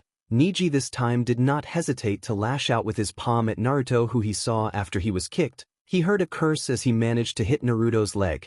Despite that, Naruto kicked his face, causing him to skid back and lose sight of Naruto. Naruto was having a bit of fun. He was enjoying beating Neji up until he was hit by Neji. He looked around and cursed yet again, seeing the smokescreen he had made has all but dissipated. Naruto was about to do another Repusho when he spotted Neji dashing towards him with his hand drawn back readied for a strike. Naruto abandoned doing another Repusho, instead doing a Reikuhenge and flashing behind Neji and kicking him right in the butt. Neji cried out in surprise as Naruto kicked him on his rump. He fell forward, but managed to regain his balance and hit Naruto with a palm strike that Naruto saw coming. He did a sealess Kamawari with a log a few meters away. Neji's strike broke the log in half. Neji turned to see Naruto a small distance away and dashed towards him. Naruto, in response, created 6 clones which simultaneously attacked Neji. Neji smirked. "Kaiten! Heavenly spin!" he yelled as he spun and created a blue dome which dispelled all the approaching clones with ease. "Uzumaki! You will still fail, no matter how hard you try. You cannot beat me," said Neji. "You are within my REA of divination," said Neji. "Thin," said Hanabi as she looked up to Hayashi, who was watching the fight. "I know Hanabi, he has learnt the Kaiten, a main branch technique, and he knows Hakurokujian Sho as well," said Hayashi. "He must be a genius of unrivaled potential if he could learn how to do not one, but 2 of the main branch techniques, just be seeing them executed. The sad thing is that he holds intense hatred for the main branch," thought Hayashi as he looked at Neji with regret. "How strong are you?" thought Hinata as she looked on at the fight. Naruto swerved to the side, just barely managing to dodge the first 2 strikes in the series of 64. He continued to barely dodge each strike. Every time he managed to dodge, the eyes of Neji would narrow in rage and the speed of the strikes would increase. Neji made it to 32 strikes and smirked at Naruto before he continued his onslaught of palm strikes. This time Naruto dodged the first few, but the remaining he could not escape. Agony, that is what described how Naruto felt at the time. He had been hit with not 5 or 10 of the palm strikes, but 19 so far, and the final strike in the series approached his chest. Naruto watched in horrid fascination as the strike began to close in. No one would make it in time to save him. He wasn't an idiot. Having the main tenketsu in heart would mean certain death or at least a life-crippling injury. Naruto began to close his eyes, seeing the final strike approach him in slow motion before remembering the jutsu he had created on accident. If he remembered correctly, it spun the opponent away from him.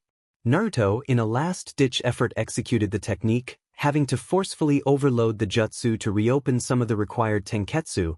It felt as if lava had been poured into his veins. As his tenketsu reopened, they burned like fire, but the endeavor was successful. Neji had been blasted away from Naruto with a powerful gust of wind that sent him spinning away at high speeds, and he crashed into a wall, making cracks spiral from the point of impact and blood shoot from his mouth.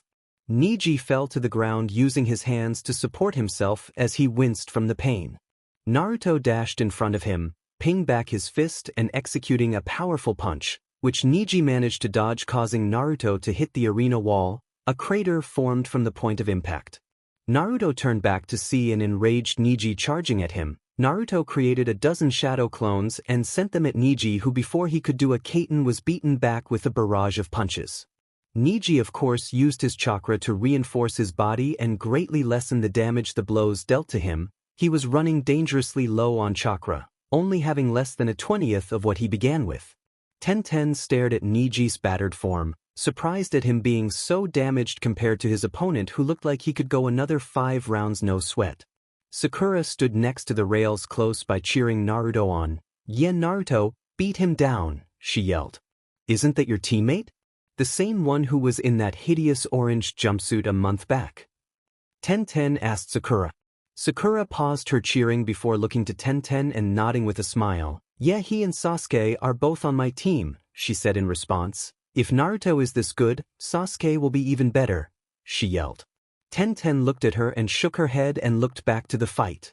The winner of the fight was clear now. Genma began to step in to declare the winner, but abruptly stopped, seeing Neji shook him a murderous glare. Neji scowled. He was going to beat Naruto's, but if that was the last thing he would do. He ran towards Naruto, he grace and speed far cry from what they had been in the beginning of the fight. Naruto pulled back his fist in waiting and hit Niji with a powerful uppercut, his remaining clones jumping in. Yujinhai Naruto Renden. Uzumaki Naruto Barrage. They shouted as they executed a powerful beatdown on Niji, sending him into blissful unconsciousness. Uzumaki Naruto of Konoha wins, shouted Ginma. The crowd applauded as Naruto walked back to the stands relatively unscathed from the match. He was just bruised from the palm strikes, and he pulled away from the group of medics and rushed to the stands receiving congratulations from Sakura and running up to the competitor's box and was greeted with pats on the back and congratulations. Thank you, Kun, thought Hinata as she stared at her crush. Naruto just sat down and waited for the next matchup. The next competitors were Sasuke and Gaara. Uchiha Sasuke of Konoha and Gaara no Sabaku of Suna. Please come down to the stadium for your fight, shouted Ginma towards the audience. Gaara immediately appeared in front of Ginma in a sand shunshin, sand body flicker. After a few minutes of no response for Sasuke, he called again. Sasuke of Konoha, if you are not present in the arena within 2 minutes you will be disqualified from the tournament, said Ginma. The Hokage side. It appears young Sasuke-kun has not appeared today. He will have to be disqualified, said the Hokage to the Kazekage. Hokage-sama, it would be very unfortunate for the many people including myself who mainly came here to see the fight between the last Uchiha and my son would not be able to see it, don't you think Hokage-sama? Asked the acting Kazekage. Perhaps a postponement of the match to the end and a scolding to the last Uchiha would be more preferable? Finished the acting Kazekage smoothly. As you wish, Kaze-sama, though such blatant favoritism should not be shown, an exception will have to be made in this case. It will surely benefit both our villages on a large scale without a doubt, responded the Hokage as he called forth an Enbu and said sometime to him. Don't think I am unaware of what you are doing here, Gu, thought the Hokage as he sent a glare at the veiled figure. Unknown to the wizened leader, Orochimaru caught a glimpse of the subtle glare sent his way. His eyes widened. Did he know of the invasion? Or is this just because I challenged the rules? Wondered Orochimaru, and he turned to glance at the Hokage who was looking to the arena. Most likely the latter. It is very unlikely for him to know. The invasion is fine, but me impersonating the Kazekage is impossible. Though the presence of Jiraya within the barrier will cause a hitch in the plans, it is manageable, thought Orochimaru as he reassured himself and turned his attention to the arena. It seems as if Sasuke is now began Ginma before he paused due to the arrival of an Anbu. After a few seconds of speaking, Ginma looked back to the crowd. The match has been postponed to the end until further notice, said Ginma. He looked to the roster. Shikamaru of Konoha and Temari of Suna. Please come down to the stadium for your fight, shouted Ginma. Sakura sighed in relief at the notice that her beloved would not be disqualified. Troublesome, wonder if I should just quit. Wondered Shikamaru as he looked around. Oi na, you comin' or what? Yelled Temari from the arena as she cracked her knuckles menacingly. 'Cause if you don't. No way are you backing out of this, Shika, said Naruto joyously as he kicked Shikamaru into the arena from the competitor's box. Shikamaru landed on the arena floor in a heap.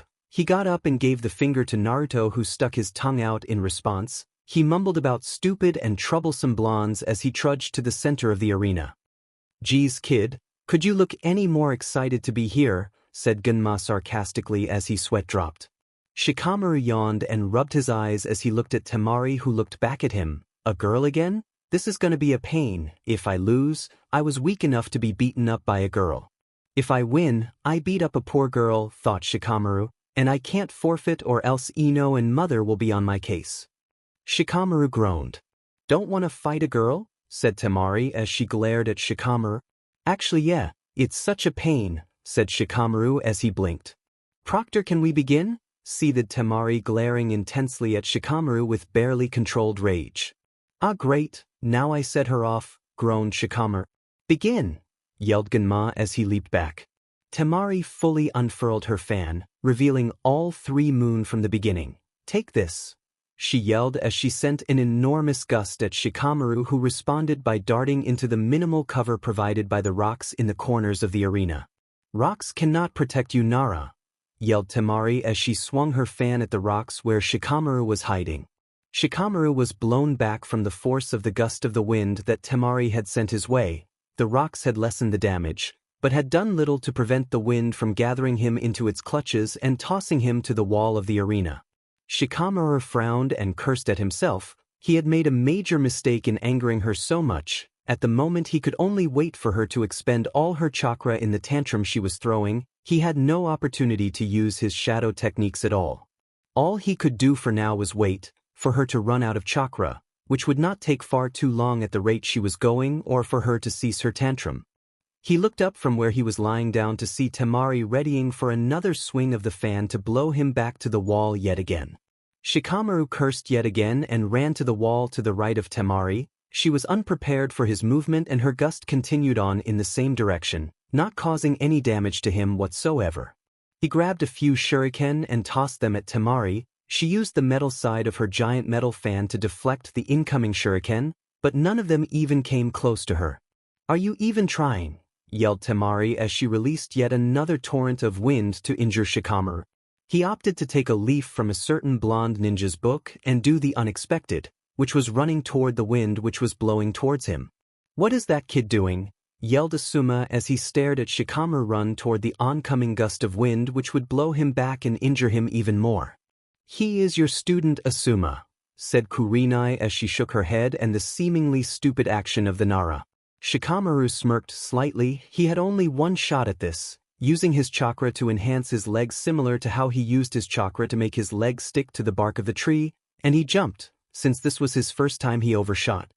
He jumped above the oncoming gust of wind and landed just outside the range of his shadow away from Temari, who still had her arms extended in the pose which she shot the gust of wind from at Shikamaru.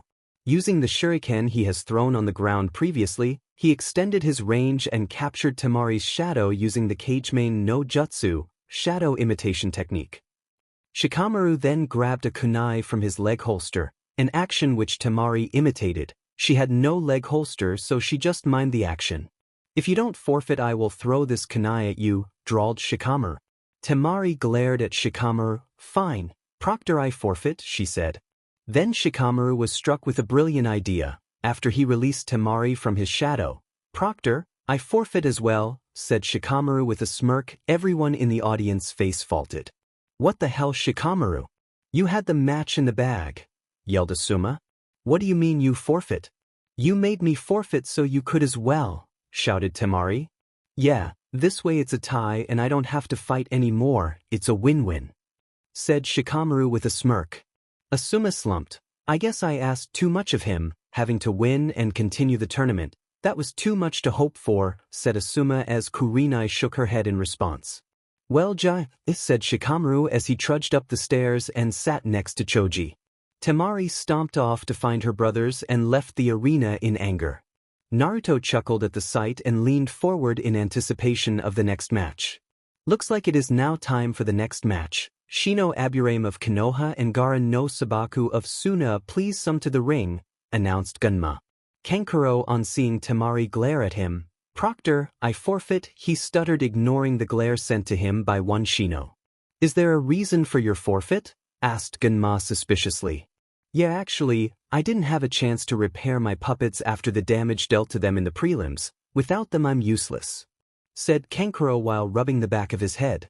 Gunma, accepting the reason, nodded to Shino. "Shino Aburame wins the match by default," said Gunma. "Now it is time for the final match," said Gunma as he looked to the Hokage for approval. On seeing his nod, Gunma continued, "Can Sasuke of Konoha and Gaara no Sabaku of Suna please come down to the ring?" said Gunma. As he had done previously, Gaara shined to the ring in swirl of sand. On seeing Sasuke not arriving, "Sasuke will be disqualified if he does not turn up for the match. There is no further postponement," announced Gunma. Suddenly a large funnel of wind formed in the center of the ring. As it dissipated, two figures became visible. "Sorry, hope we aren't late," said Kakashi with an eye smile as Sasuke stood beside him, clearly uninterested. The crowd's sweat dropped at the manner at which Kakashi entered the ring. Gunma shook his head and nodded at Kakashi. Sasuke, seeing Gunma beckon him to stand in front of Gaara, took his place while his hands remained shoved in his pockets. Kakashi shined to the Jonin box and casually asked the rest of the Jonin, "So, what did I miss?" Asuma chuckled, "Well, your student, Naruto pulverized Neji, only having a single close call in the match, he said. Kurenai nodded in agreement. What did you teach him, Kakashi? To have the dead last of the latest batch be able to beat the rookie of the year of the former batch like that? She asked. Kakashi looked at his fellow jonin in surprise. I taught him how to tree walk, he said nervously. The jonin who had been previously leaning in to hear what Kakashi had to say face faulted at this. That is beside the point. Why did you come so late? That is very unyouthful of you, Kakashi, said Guy with a frown. I bet you're just sad your student lost to mine so badly, chucked Kakashi. No thanks to you, chuckled Asuma. Kakashi glared at Asuma before taking a seat to watch the match. Mother wants your blood, Uchiha, yelled Gaara with a gruesome smile on his face. Tisich, let's get this over with, said Sasuke with a smirk as he activated his Sharingan, earning him the cheers of the civilian audience. Show off, said Naruto as he rolled his eyes. Begin, yelled Genma before leaping back as to not be caught in the crossfire. Sasuke ran towards Gaara with his Sharingan activated, effectively dodging all the tendrils of sand Gaara sent towards him until Gaara caused the sand under him to rise up and try to encase him. Sasuke jumped back and grit his teeth in annoyance. He started to run towards Gaara only to be forced to jump back by the sand shuriken Gaara sent his way. Suna Shigure! Sand drizzle! Yelled Gaara as sand fired at Sasuke at amazing speeds. Sasuke was forced to jump back yet again. This time he felt the edge of the arena behind him. There could be no more jumping back. Sasuke started to run at Gaara, suddenly turning to the side and going around in an attempt to get to the back of Gaara. Gaara in response sent a wave of sand from his gourd at Sasuke which grazed him. Sasuke managed to get in front of Gaara. He pulled back his fist for a punch with a smirk, and he shot his punch quickly, aiming for Gaara's head only to be stopped dead in its tracks by Gaara's sand. Sasuke's eyes widened. He was at point-blank range, and he couldn't do anything. Gaara gave his a bone-chilling grin and sent a sharp tendril of sand at him to impale him in the chest. Sasuke jumped back yet again. This time the tendril managed to draw blood. It cut through his shorts and made a gash on his leg extending from his mid-thigh to slightly below his knee. Sasuke grit his teeth at the pain and continued to leap back. He had no way to hit him with his taijutsu. His fire jutsu would not work unless he superheated it, which he was unable to do. He looked to the Jonin box as if for approval. Kakashi caught his eye and nodded. Sasuke grinned and went through the seals for Chidori. The ring was soon filled with the sound of chirping birds. Gaara looked on at the jutsu with interest which soon turned into fear. Mother says to stay away. Her defenses can't help, screamed Gaara. Sasuke charged at Gaara, swiping at the incoming tendrils causing them to fall away. Gaara in an attempt to save himself created a dome of sand around himself in an attempt to block the Chidori. The barrier did little to slow the jutsu, slowing it slightly before going through the sand as a hot knife through butter before going through Gaara's, but which was coincidentally in the direction Sasuke had been coming from. Gaara howled in pain, the pain of a lightning blade forcefully entering his anus and ripping his a-hole. Making it even larger was something that would make the bravest and hardiest men cry. The sand around Gaara fell away, revealing to the audience what had happened. "Oh my," said Kurenai with a hand on her mouth, which besides her best efforts began to curve up into a smile, clearly startled by what she had witnessed. Kakashi just sat in shock of what had transpired. Sasuke used his prized jutsu to shove his hand into a foreign shinobi's, but who happened to be a boy, which made it far worse. Asuma fell off his seat laughing at the look on Kakashi's face and at the sight of Sasuke's hand, now not encased in lightning, up Gaara's butt. Guy on the other hand, being as eccentric as he was, got the complete wrong idea. "Sasuke, how dare you act so passionately with the one who so grievously injured you, comrade?" he yelled. "That is very unyouthful." The genin on the other hand had extremely varied reactions. Ino and Sakura stood in shock at the realization that their beloved was apparently swinging that way, and had taken an interest in the Suna boy. Kiba and Naruto on the other hand both laughed their butts off at the scene. Shikamaru just blinked, not predicting one of his former classmates was actually of that type. Temari stared at the disgusting sight. Despite all his death threats, he was still her brother, a brother who had just been violated by the last Uchiha no less. The rest expressed varied degrees of humor and discomfort on witnessing the scene. In the Kage box, The Hokage winced. That won't be very good to Konoha. The clients may think we support such behavior amongst our shinobi, he thought. Orochimaru in the guise of the Kazekage just stared uncomprehendingly at the sight. The situation was very different in the ring. Sasuke stood with a horrified expression on his face. His head was inside another boy's, but that shout from Guy didn't help much. The murmuring of the crowd showed that the populace of Konoha was currently thinking that he wasn't exactly straight. Sasuke pulled out his hand from Gaara's ripped but with surprising ease though, accompanied by a sickening squelch sound. Gaara was in intense pain at the moment. He felt a warm liquid running from the hole in his body. He moved his hand close to the violated area and took some of the liquid in his hands, and it was blood. My blood, said Gaara manically. He re-encased himself in a sphere of sand, this time distorted mutterings coming from within. I am sorry, mother, I tried my best. Please forgive me, I am sorry, he said. Mother Ino. Sasuke began to ready another Chidori when he spotted white feathers coming from the sky. Distracted by this, he didn't notice Gaara's sand barrier fall away or his siblings grabbing him as they jumped away heading towards the forest that surrounded Konoha. Sasuke managed to escape the genjutsu which accompanied the falling feathers and noticed the absence of Gaara. Catching a glimpse of Temari, he started running after them. Naruto easily brushed off the genjutsu and looked over to the incoming ninja who had got up from the stands and began to attack. Kakashi and the remaining Jonin ran to intercept them. Naruto saw Shikamaru on the ground. Sighed, he gave him a kick to the torso, promptly causing him to get up. Oh, Naruto, I'm trying to sleep here. Naruto shook his head. Now is not the time, we have to go help Sasuke and the rest of the people. I believe I can be of assistance, Naruto-san, came the monotone from behind Naruto. Naruto spun around to see Shino. I can help you pursue Sasuke-san and the Suna siblings.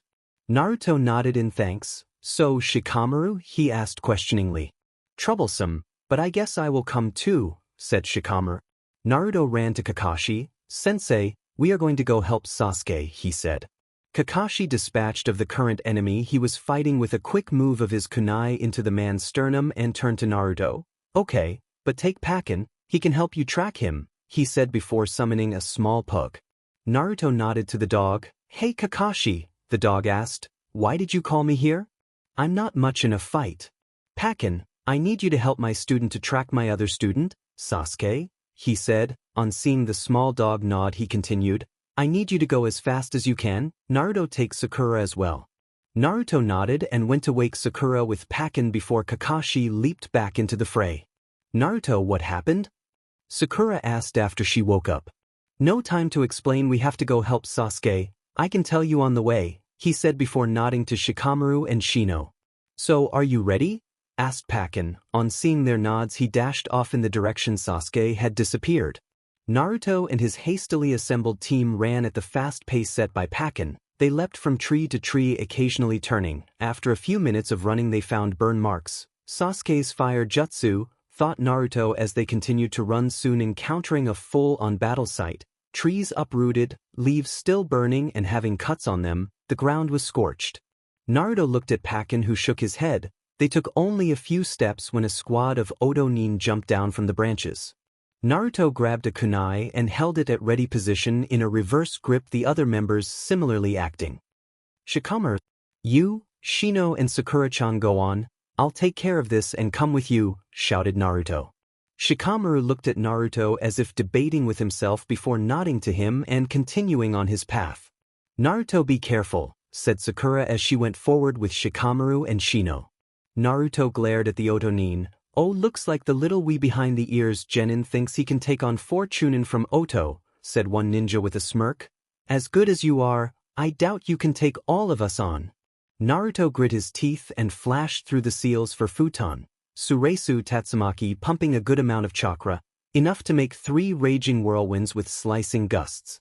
The whirlwinds moved towards the ninja with surprising speed. One of the ninja quickly gained several cuts on his body, sending him out of commission. The 3 remaining ninja leaped back. One of them moved forward and did a small katan jutsu, only lighting the tornadoes on fire, not turning them against Naruto. Needless to say, they panicked, and while they were distracted, Naruto created 3 clones and sent them behind the 3 ninja, knocking them out by hitting their heads with the blunt end of a kunai. Naruto willed the flaming tornadoes to dissipate and with the help of his clones tied up the 3 ninja before rushing off with his clones in the direction he team had ran off. With the rest of the team, Sakura ran forward with Pakin with tears forming in her eyes. Shikamaru and Shino had broken off to deal with another squad of Oto Nin, leaving her to continue on the path to find Sasuke and the Suna siblings alone. She heard a roar which she gasped at the sound, serving to motivate her into moving faster. After going further, she and Pakin soon found Gaara and Sasuke, a battle which happened to be extremely one-sided.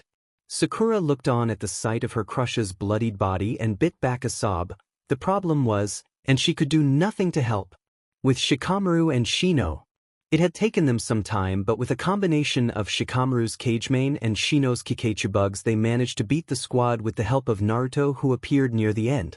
Flashback. Shikamaru was bloodied from being impaled by a kunai from one of the ninja, who was silenced by Shino soon after by swarming his beetles and draining him off all his chakra, leaving them 4 more ninja to deal with. They were relentless with amazing teamwork, each had abilities that complemented the rest. One of the shinobi would send a fire jutsu, which was made stronger by a wind jutsu form another Oto Nin. The third Nin would use a genjutsu on the opponents, making them unable to notice the roaring fireball approaching. The last Nin would always use an earth jutsu, boxing them in from 3 sides except from the side of the approaching fireball. Shikamaru shuddered. They would have no chance if the 5th ninja was still in the fray. After much help from Shino, draining their chakra and not allowing Genjutsu Nin to cast any jutsu by engaging him in taijutsu, he finally caught them in a shadow bind after they were momentarily distracted by him feinting his shadow to one side but splitting it into 2 tendrils, one to distract, the other to capture. After many attempts at this, Shikamaru caught them in a Cagemane bind, but was nearly out of chakra. He couldn't hold them off much longer than 10 seconds, and Shino couldn't drain them. All of their chakra sat enough. They had little chance they would survive the ordeal, much less win. Suddenly 3 figures each in a dark cloak rushed forward from the shadows, all holding what seemed to be a long spear made of lightning. The figures tapped each one of the ninja with his glowing spear before allowing it to dissipate. A turning of his head revealed it was Naruto and his clones. After dispelling his clones, Naruto nodded to him. Shikamaru, understanding what he meant, released the Cagemane. To his surprise, the Oto Nin collapsed to the ground and began to spasm. "I paralyzed them," explained Naruto. Shikamaru nodded and looked to Shino, who was concentrating on directing his beetles to drain the ninja of their remaining chakra. After a few minutes of waiting, Shino turned to them. "They have no chakra left," he said. Naruto made 3 clones and left them to bind them with ninja wire as they rushed off. Flashback. And Shikamaru, on realizing he was almost out of chakra, popped a soldier pill into his mouth to replenishing his chakra. After a few seconds, Shino stopped. "Come out," he said in monotone. "So it seems you found me. The Uchiha may have passed me, but you began Temari. As soon as Temari had begun to speak, Naruto created a clone and sent them discreetly behind Temari to knock her out. The clone jumped to the forest floor and used Raiten, Reikahenge, to flash behind her and chop her neck, knocking her out. Shikamaru stared at Naruto with a raised eyebrow. "Don't give me that look, we don't have the time," said Naruto. As the clone tied up the kunoichi, they went forward. It only took a few minutes before they encountered the scene of battle. Sasuke had strange marks over him and seemed to be fighting a losing. It wasn't looking too well at all. Gaara was looking fresh, and his brother Kankuro had yet to lift a finger. To his confusion, there appeared to be 2 of Sakura. He brushed off the sight temporarily. "Your blood shall saturate mother's thirst. You who ripped my butt open," screamed Gaara with a bloodthirsty grin. Had it been under different circumstances, Naruto would have fallen off from where he was sitting from laughter, but now was not the time for such things. Shino immediately took action, subtly sending his insects to Kankuro and Gaara to sap their chakra. Hopefully they wouldn't have to fight at all.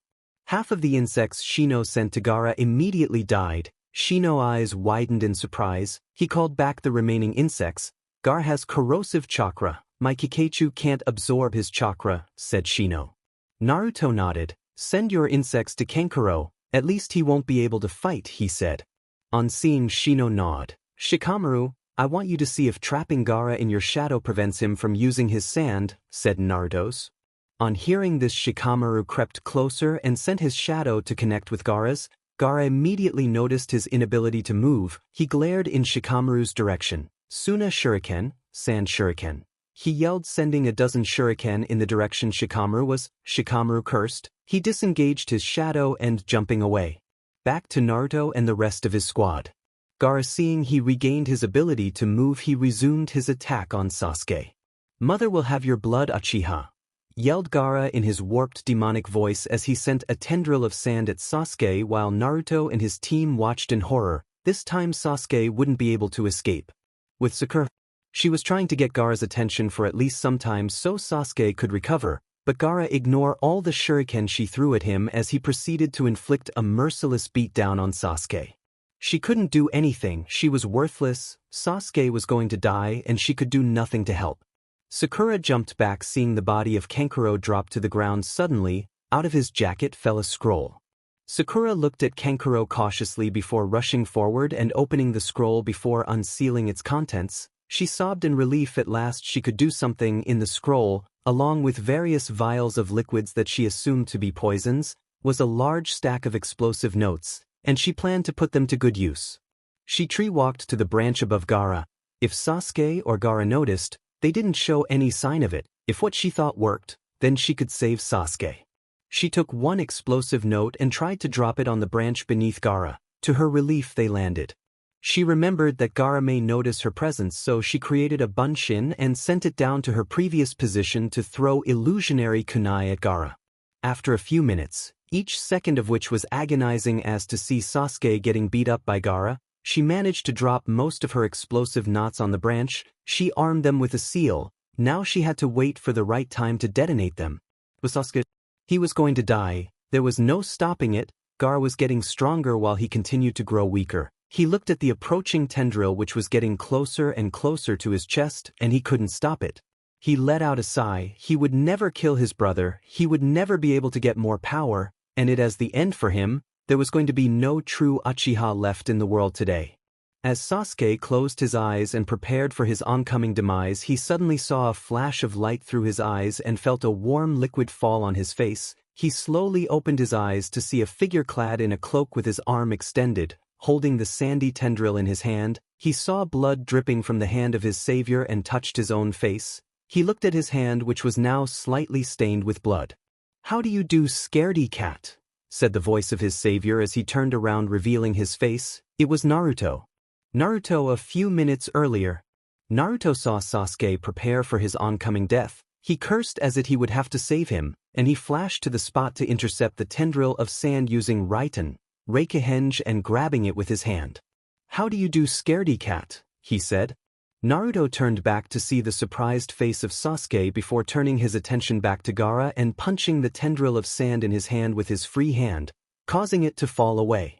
He then stopped the flow of chakra into his weights and ran forward at a speed rivaling that of Rock Lee with his first gate open.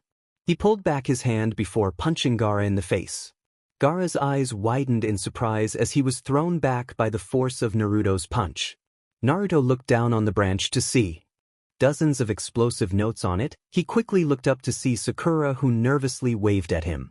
He nodded at her. "Sakura-chan, detonate them at my signal," he yelled. On seeing Sakura nod, he turned his attention back to Gaara, who got up and had mended the damage to his sand armor.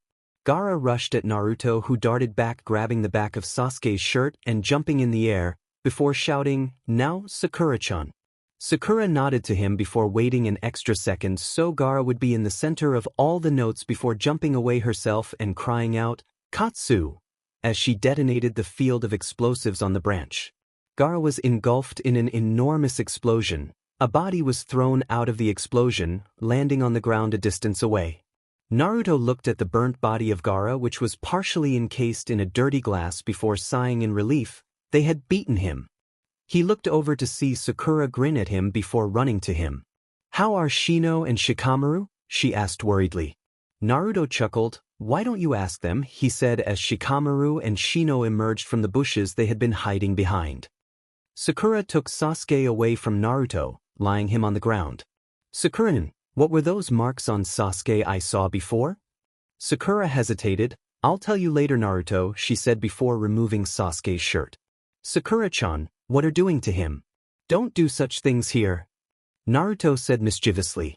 Sakura stared at Naruto confusedly before the full meaning of Naruto's word dawned on her. Are you? She said as she began to blush madly.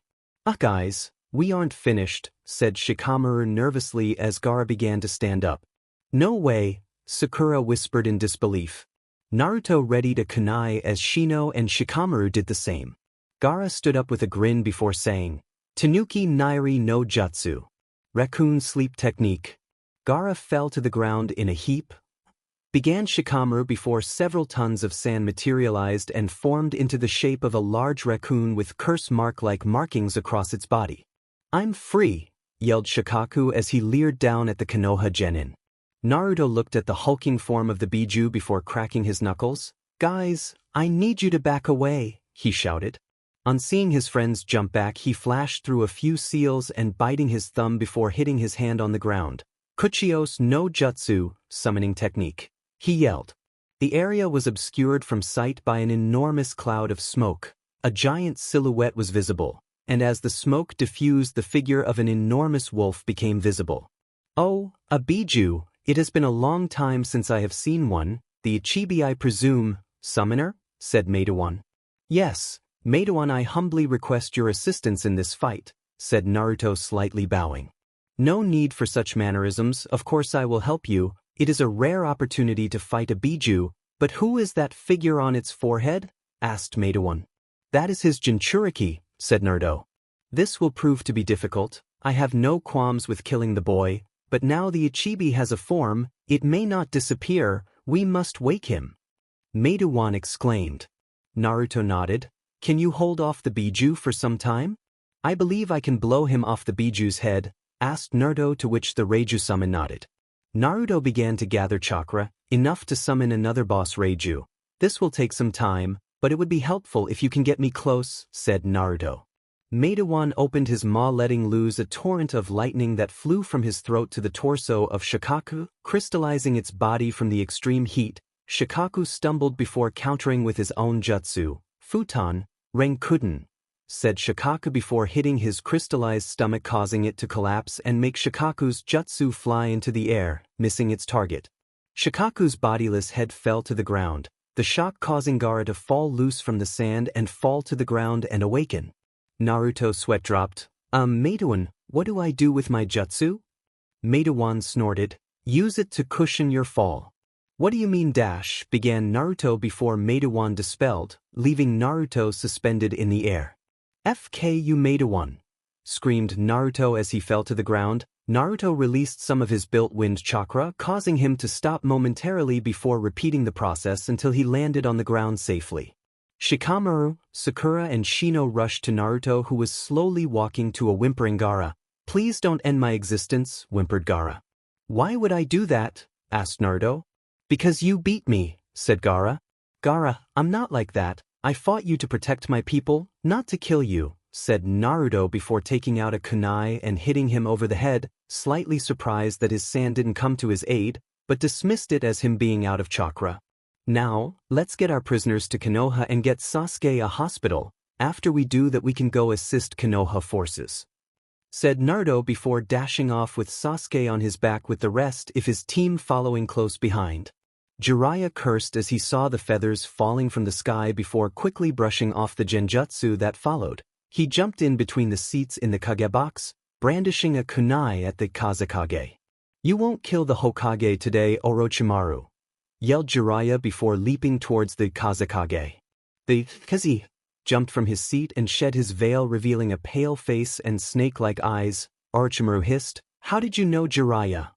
"It's none of your business, you backstabbing snake," yelled Jiraiya.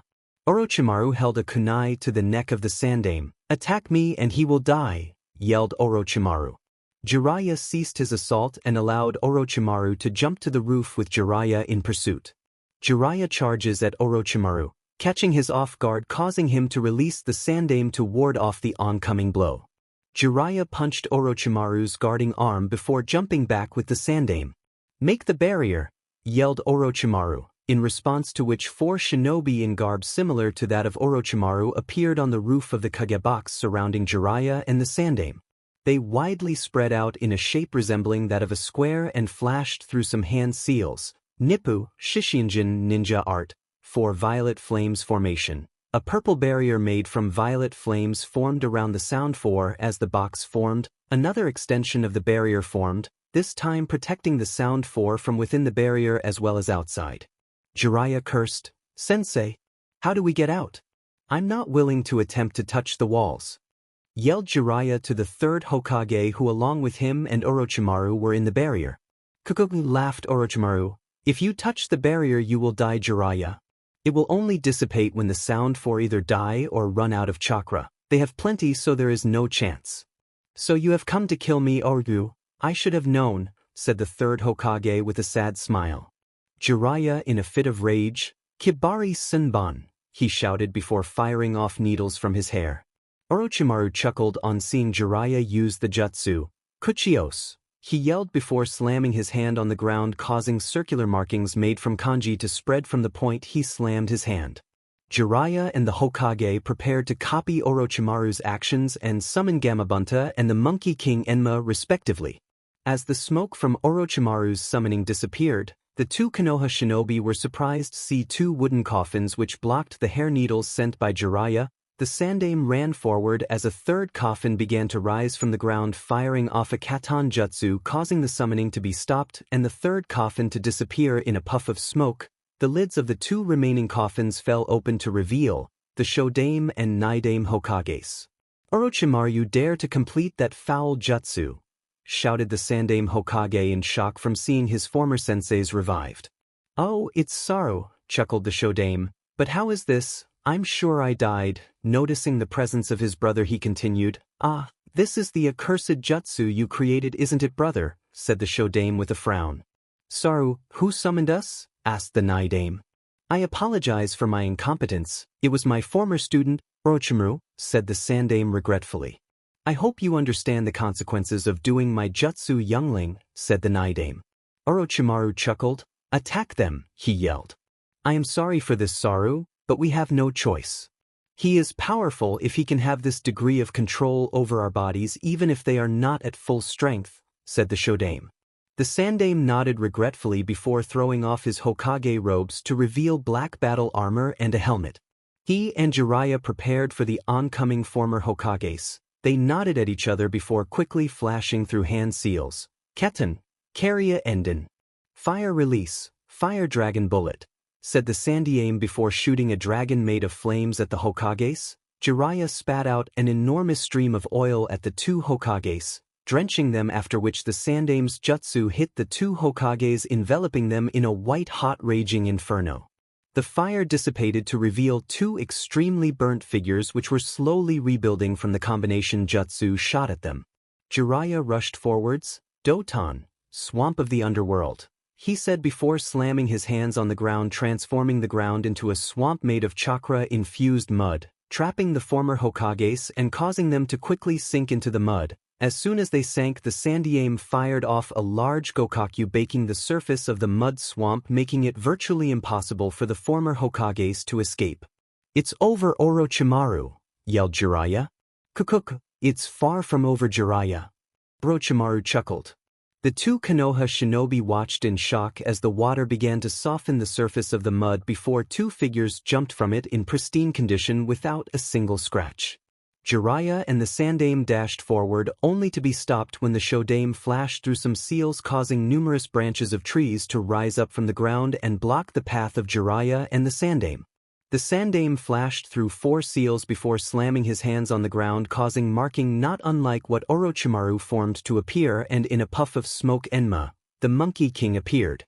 Jiraiya, looking up at the roof of the barrier as if judging the height, shook his head as a negative for summoning Gamabunta and did his own summoning, forming markings to appear along with the customary puff of smoke revealing Gamma. Enma nodded to the Sandaime after acknowledging the presence of Orochimaru, and Jiraiya, without asking and question, transformed into an adamantine staff. "Keton, Gokaku no Jutsu," said Jiraiya before firing off a medium-sized fireball to burn through the branches obstructing their path before running forward towards Orochimaru, only to be repelled by the Nidaime's water jutsu. "Gamma, try to engage one of the Kages just for a little bit," yelled Jiraya.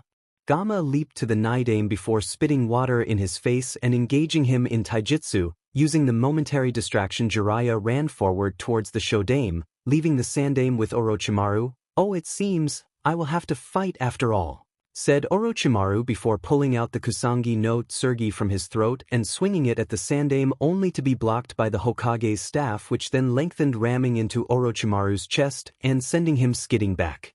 The Sandame used his staff, swinging it at Orochimaru's sword hand, knocking the sword out of Orochimaru's hand. The Sandame then began to relentlessly batter Orochimaru with his staff, severely bruising him. Unknown to him, Orochimaru had been positioning his sword, making it float right behind the Sandame's back in position to pierce his heart. Jiraiya, noticing this, "Gamma, I can take them both for some time, just help the Sandame," he yelled as he leaped in front of the Nidame, luring him away from Gamma, leaving him to help the Sandame. Gamma's eyes widened, seeing the sword coming closer to pierce the Sandame's chest. Gamma leaped to the Hokage in an attempt to defend him. The sword swiftly went forward and there was a splash of blood and a thump. The Sandame was knocked to the ground by Gamma, who lay beside him uninjured. The Hokage tried to get up using his hand but felt no response. He reluctantly looked to his right hand, seeing only a stump cut off at the elbow. The Sandame's eyes widened in shock. "Gamma, I need you to help me," yelled Jiraiya desperately as both the former Hokages pushed him back. He was almost on the edge of the swamp he had made. If he went a bit more back, then it was over for him. Gamma, seeing the plight of his summoner, rushed to his aid, holding off both Kage. "I'm going into sage mode," said Jiraiya before building up enough chakra in an attempt to summon the Elder Toads before slamming his hands on the ground and summoning the two Elder Toads. Fukasaku comically was holding a fork and had a slug in his mouth as if he had been eating. "Quickly, I need to go into sage mode," yelled Jiraiya. Shima and Fukasaku nodded before jumping onto his shoulders. Within a few moments, changes became visible. Jiraiya's nose grew warts and his red markings spread to cover his cheeks. "Gamma, I'm ready," he screamed before jumping in and forming two Raisengans in both hands and slamming them on the chests of the revived Kages. Gamma rushed back to assist the Sandame. The Sandame wasn't coping well. He had lost his arm. Enma transformed back into his monkey from summoning his own staff and using it to defend the Sandame. "I can't continue this, Hiruzen," yelled Enma. The Sandame nodded before jumping back and creating two clones, both of the clones doing one-handed hand seals for Shikifunen while the original began to build chakra. "Jiraiya, bring them to me," yelled the Sandame. Jiraiya nodded and on seeing the clones understood and lured the Kage to the Sandame's clones. As soon as he reached the position, he jumped back over the Kage, who had a spectral hand of the Shinigami plunged through them. The revived Kage momentarily returned to their normal conscience. "We are sorry for the trouble we have caused, Hiruzen," said the Shodame with a sad smile. "I am sorry for the fate I have sentenced to you," responded the Sandame in kind. Within moments, the souls of the former Kage were sealed. The Shinigami growled in displeasure at not being able to get the soul of the summoner, but vanished back to where he was before, content with the two souls he had gained. "There is one left," growled Jiraiya as he rushed to Orochimaru before forming a Rasengan and slamming it into his chest when he had been engaged with both Gamma and Enma. Orochimaru dropped his sword in shock. Jiraiya rushed to the sword and pulled out a sealing scroll and sealed the sword within. Not ready to take any precautions, Orochimaru snarled at his loss, and unwilling to lose his life, he nodded to the Sound Four, who dissolved the barrier and ran forward into the forest surrounding Konoha with their master. Orochimaru, Jiraiya, still in sage mode, nodded to Gamma before sending him back to his dimension before summoning Gamabunta and running after Orochimaru. Enma remained with Hiruzen, who stood shakily on his legs. The dissolving of the barrier led to Anbu rushing in. The Sandame was laid on his back while a medic got to work on the stump of his arm after realizing how would be unable to reattach the arm. With Naruto was running through the forest at high speeds when he saw Orochimaru with the Sound Four being chased by an ugly-looking Jiraiya on Gamabunta, who was slowly gaining. Naruto looked to his teammates, who looked back in understanding before dashing off to Konoha with the unconscious body of Sasuke, leaving Naruto in the forest. Naruto flashed through the seals for a summoning jutsu and slammed his hand on the ground. A puff of smoke appeared, revealing Hikari. Hikari looked at Naruto, who was looking at Orochimaru, and followed his gaze. "So, do you want me to help you kill the Toad dude or the HMO guy wearing a dress?" he asked. Naruto looked at Hikari and raised an eyebrow. Okay, guides, said Hikari before he and Naruto dashed off to intercept the sound shinobi. Hikari opened his mouth and let loose a stream of electricity, a smaller version of Meidowan's technique. The jutsu hit a fat man with an orange mohawk, sending him flying back and crashing into a tree and falling to the ground bruised. The attack caused Orochimaru and his guard to pause, allowing Jiraiya to catch up with Gamabunta's help, who after Jiraiya jumped off of him disappeared in a puff of smoke. Jiraiya ran through the Sound 4 and punched Orochimaru right in the face, sending him flying back. Naruto nodded at Jiraiya before rushing at two of the Sound Shinobi, the guy with 6 arms and a girl with wild red hair. The red-haired girl, on seeing Naruto approaching, summoned her doki, but before she could play any music Naruto ran up to her and beach-slapped her, sending her flying. Naruto grabbed her flute from his hands and pocketed it. Hikari ran to the 6-handed one, who was apparently surprised at seeing a raging wolf charge at him, and ripped one of his arms off. I mean, he had plenty to spare. The red-haired girl glared at Naruto before saying, I am Tayuya, you won't be able to beat me, you pps cur, she yelled before reaching for her flute. She patted where the flute had been only to see no flute. Naruto gave her a cheeky smile before waving her flute and pocketing it again. Tayuya in anger activated her curse seal immediately. Naruto looked at her with surprise until she jumped towards him and punched. Naruto dodged by a considerable margin, causing her to punch the tree behind him. Naruto took out a kunai and whacked her on the head with the blunt side, effectively and efficiently knocking her out. He tied her up after noting her reverting back to normal and went to assist his partner Hikari. Hikari didn't need much help until the but, now named Kidamaru, went into his curse-sealed mode and summoned a giant spider. Naruto promptly rushed in with his super trusty kunai, sliding under the spider and giving it a few good whacks on its soft side, dispelling it, leaving Kidamaru alone, who began to randomly fire off golden bullets which almost hit Naruto at the speed that they were moving. Naruto rushed toward him only to be blocked by one of the guy's remaining 5 arms. Hikari ran to Naruto to assist and raked his claws across the Sound Shinobi's chest. Naruto took his trusty kunai and whacked the Sound Shinobi's head, expecting him to drop unconscious like everyone else he had whacked with it. Kidamaru, to his surprise, did not. Naruto sighed, and he had begun to believe it was a legendary kunai. Guess it wasn't. Kidamaru jumped back to put some distance between him and his would-be killers. He fired a web at Hikari, who became trapped in it. Being a wolf, he cleverly used his claws to cleave right through the web and continue forward. Meanwhile, Naruto engaged Kidamaru in a bout of taijutsu, Kidamaru clearly having the advantage with his extra limbs, but Naruto made up for it with his raw speed and extremely well-honed reflexes. He punched Kidamaru in the stomach, sending him back with the force of the blow. Hikari leapt in front of Naruto with well-practiced ease, quickly forming a gust of wind to push back Kidamaru even further into a tree. Naruto and Hikari charged at Kidamaru and fought as a team as if they had been together for a long time, which they had in the Cave of Sparks. Kidamaru was being beaten relentlessly by the combos. Naruto and Hikari delivered successively. He grit his teeth before activating stage 2 of his curse seal to no avail. He was still being beat down, and Hikari had ripped off yet another of his arms, leaving him with 4. Naruto went through a few seals and formed a spear made of lightning. Right, Mahiyari, he yelled as he formed the spear and rammed it into Kidamaru's chest, effectively paralyzing him. Hikari stared in awe. He had already been able to successfully reproduce one of the A-rank jutsu he had been given before the exams began. Kidamaru died with the final move of Naruto's spear, sending many volts of electricity into his body. Naruto turned to Hikari, surprised. Hikari could only nod with what was assumed to me a smirk on his snout. With Jiraya. Jiraya lunged at Orochimaru with a giant Rasengan in his right hand. Odama Rasengan. Giant Rasengan? He yelled as he slammed it into Orochimaru's torso. Orochimaru, being as creepy as he is, shed his skin as a modified substitution jutsu, easily escaping Jiraya's jutsu. Orochimaru reappeared from behind Jiraya, flashing through seals before holding one hand to his mouth and expelling a stream of fire shaped into a giant dragon. Ketan, Karyu Enden. He yelled as he sent a giant fire dragon, much larger than usual, at Jiraya.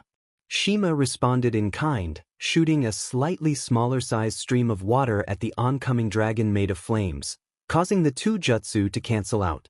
Jiraya dashed forward and pulled back a fist, smashing it into Orochimaru's face, only for Orochimaru to turn into mud. An earth clone cursed Jiraiya before using the sensory abilities gained when in Sage mode in an attempt to find the real Orochimaru, only to be blindsided by a fat, almost obese, guy with an orange mohawk.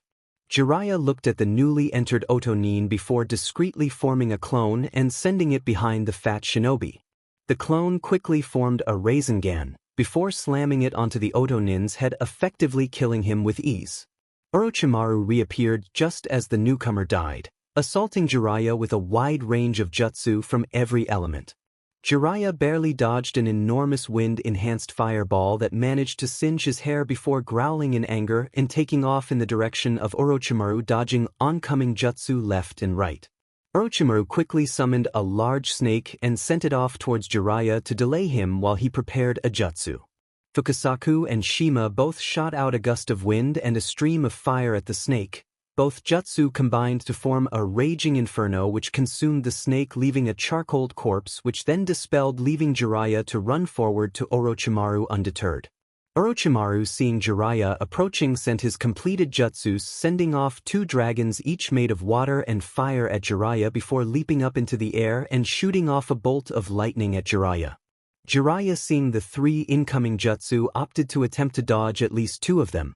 Before Jiraiya could do anything, a wolf and a boy appeared in front of him, the wolf immediately opening his mouth and letting out a torrent of bright yellow lightning at the two oncoming dragons. The wolf's attack briefly fought with the two dragons before obliterating them. Naruto quickly expelled a gust of wind which effectively caused the lightning jutsu to dissipate.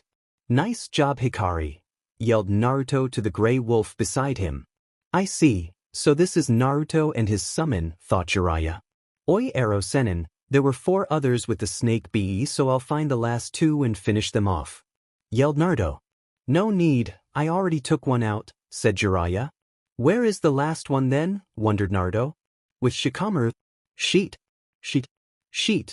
thought Shikamaru as he faced off against some cross-dressing Otonin. He separated from the rest of the group since Sasuke's condition got worse and he need to get to Konoha immediately. So troublesome, should have let Shino take this guy. "I obviously can't," thought Shikamaru as he dashed forward with a kunai in hand. "You can't beat me. I am Sakan of the Sound 4 Konoha scum. Now stand aside and let me pursue the Uchiha," yelled the now named Sakan, who obviously wanted to take the Uchiha to his master, who he presumed would fulfill as his fantasies. "I can't do that, Sasuke is my comrade," said Shikamaru before sending his shadow at the Sound Nin. "Ho ho, Anara," said Sakan before jumping back to avoid the shadow. Sakan smirked before activating his Curse Seal Stage 1. He then ran at Shikamaru and engaged him in a bout of taijutsu. Shikamaru barely kept up with his opponent, forced to go on the defensive, dodging or blocking each attack while waiting for an opening to enter a few of his own attacks. Shikamaru grit his teeth. Unless he could use his shadow without seals, he had no chance. Sakan suddenly jumped back. "Time to take this up a notch," he said before activating his Cursed Seal Stage 2. To Shikamaru's horror, he sprouted horns and his face grew longer, now somewhat resembling a donkey. Sakan smirked yet again. "Come out, brother Yukon," he yelled before a face protruded out of his back and the rest of another body emerging. Yukon smirked. This was going to be easy. With Naruto and Jiraiya. Orochimaru had gotten away, causing Jiraiya to exit Sage mode and accompany Naruto to find the last of the Sound 4. "Where the hell is he?" yelled Naruto, who had previously said goodbye to Hikari before he left back to Reiteningu. "You know he could have gone with Orochimaru, right?" said Jiraiya. Naruto shook his head. "I don't think so, he wasn't nearby," he said. "He could have run away when he saw the gallant Jiraiya-sama," exclaimed Jiraiya. Naruto looked at Jiraiya and shook his head before continuing to run in the direction of Konoha. "I think he went after Sasuke for Orochimaru," he said.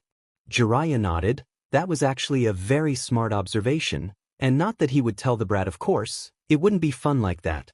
Jiraiya stopped in his tracks. "Well, you may be right, brat. I'm not too good at sensing chakra, but I can tell there are two people nearby fighting," said Jiraiya. "Let's go then," said Naruto. Ero Sennin, I kind of knocked out one of the Otonin and tied her up. And I'm assuming you forgot him?" questioned Jiraya. Yeah. And it's not a guy, it's a girl, responded Naruto. Jiraya looked at Naruto with a lecherous grin. Well, go back and get her, Naruto, I'll handle this. Remember, it's okay to have a little fun, said Jiraya with a smirk. Naruto glared at Jiraya before giving him the finger and dashing back to where he had left the sound kunoichi. Jiraya went on to the two fighting chakra signatures with great speed. With Shikamaru, he was screwed and he knew it. It appeared they could inhabit other people's bodies as well. Shikamaru had learned that the hard way when one got on his arm. While that one was dead, he killed him with a kunai to the head, which also stabbed his arm as well. Now the brother was out for his blood. Troublesome, he thought. Sakan was raging. The Konoha scum managed to kill his brother. You are gonna die, Konoha scum, screamed Sakan as he rushed at Shikamaru. He was only a few feet away when a shadow fell over him and a fist punched him back with such force he flew back and impacted a tree. When Sakan looked up, he looked at the smirking face of one Jiraya of Sannin. Needless to say, since they didn't need anyone alive, Sakan died.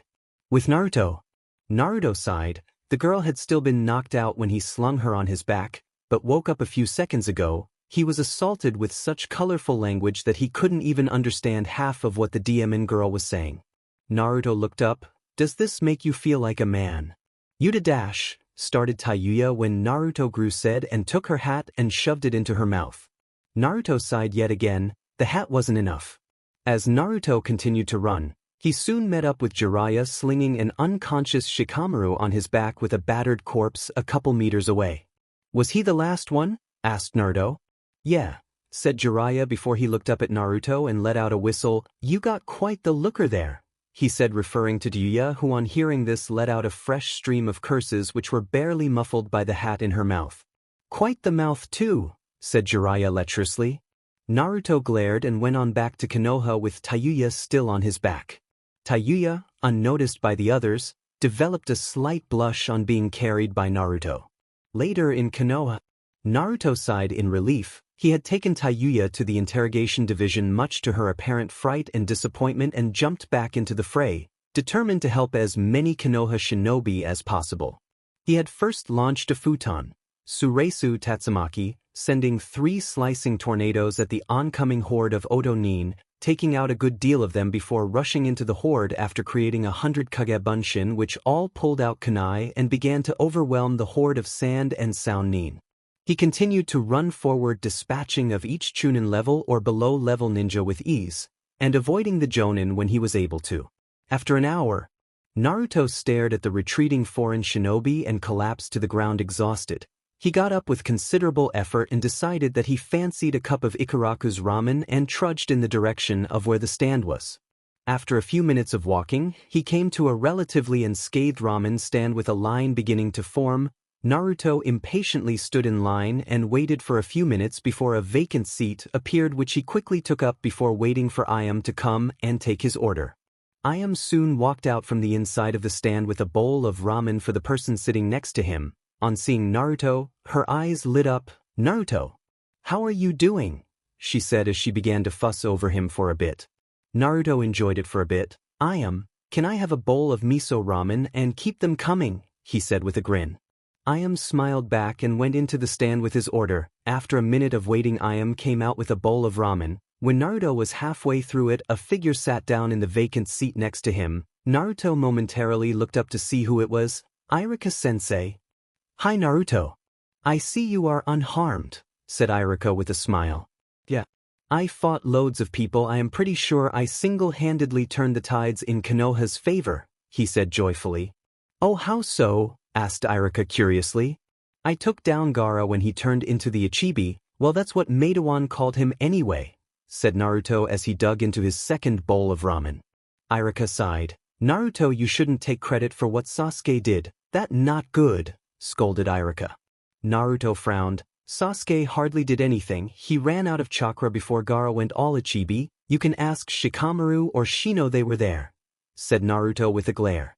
Irika frowned. Whatever you say, Naruto, he said, not believing Naruto. Naruto glared at Irika. I'm done, I am. Thanks, said Naruto before dropping a few Ryo coins on the counter and running from the stand. Looks like I upset him. Well, I'm gonna check with Shikamaru and Shino later. thought Irika before eating his cold bowl of ramen. With Naruto.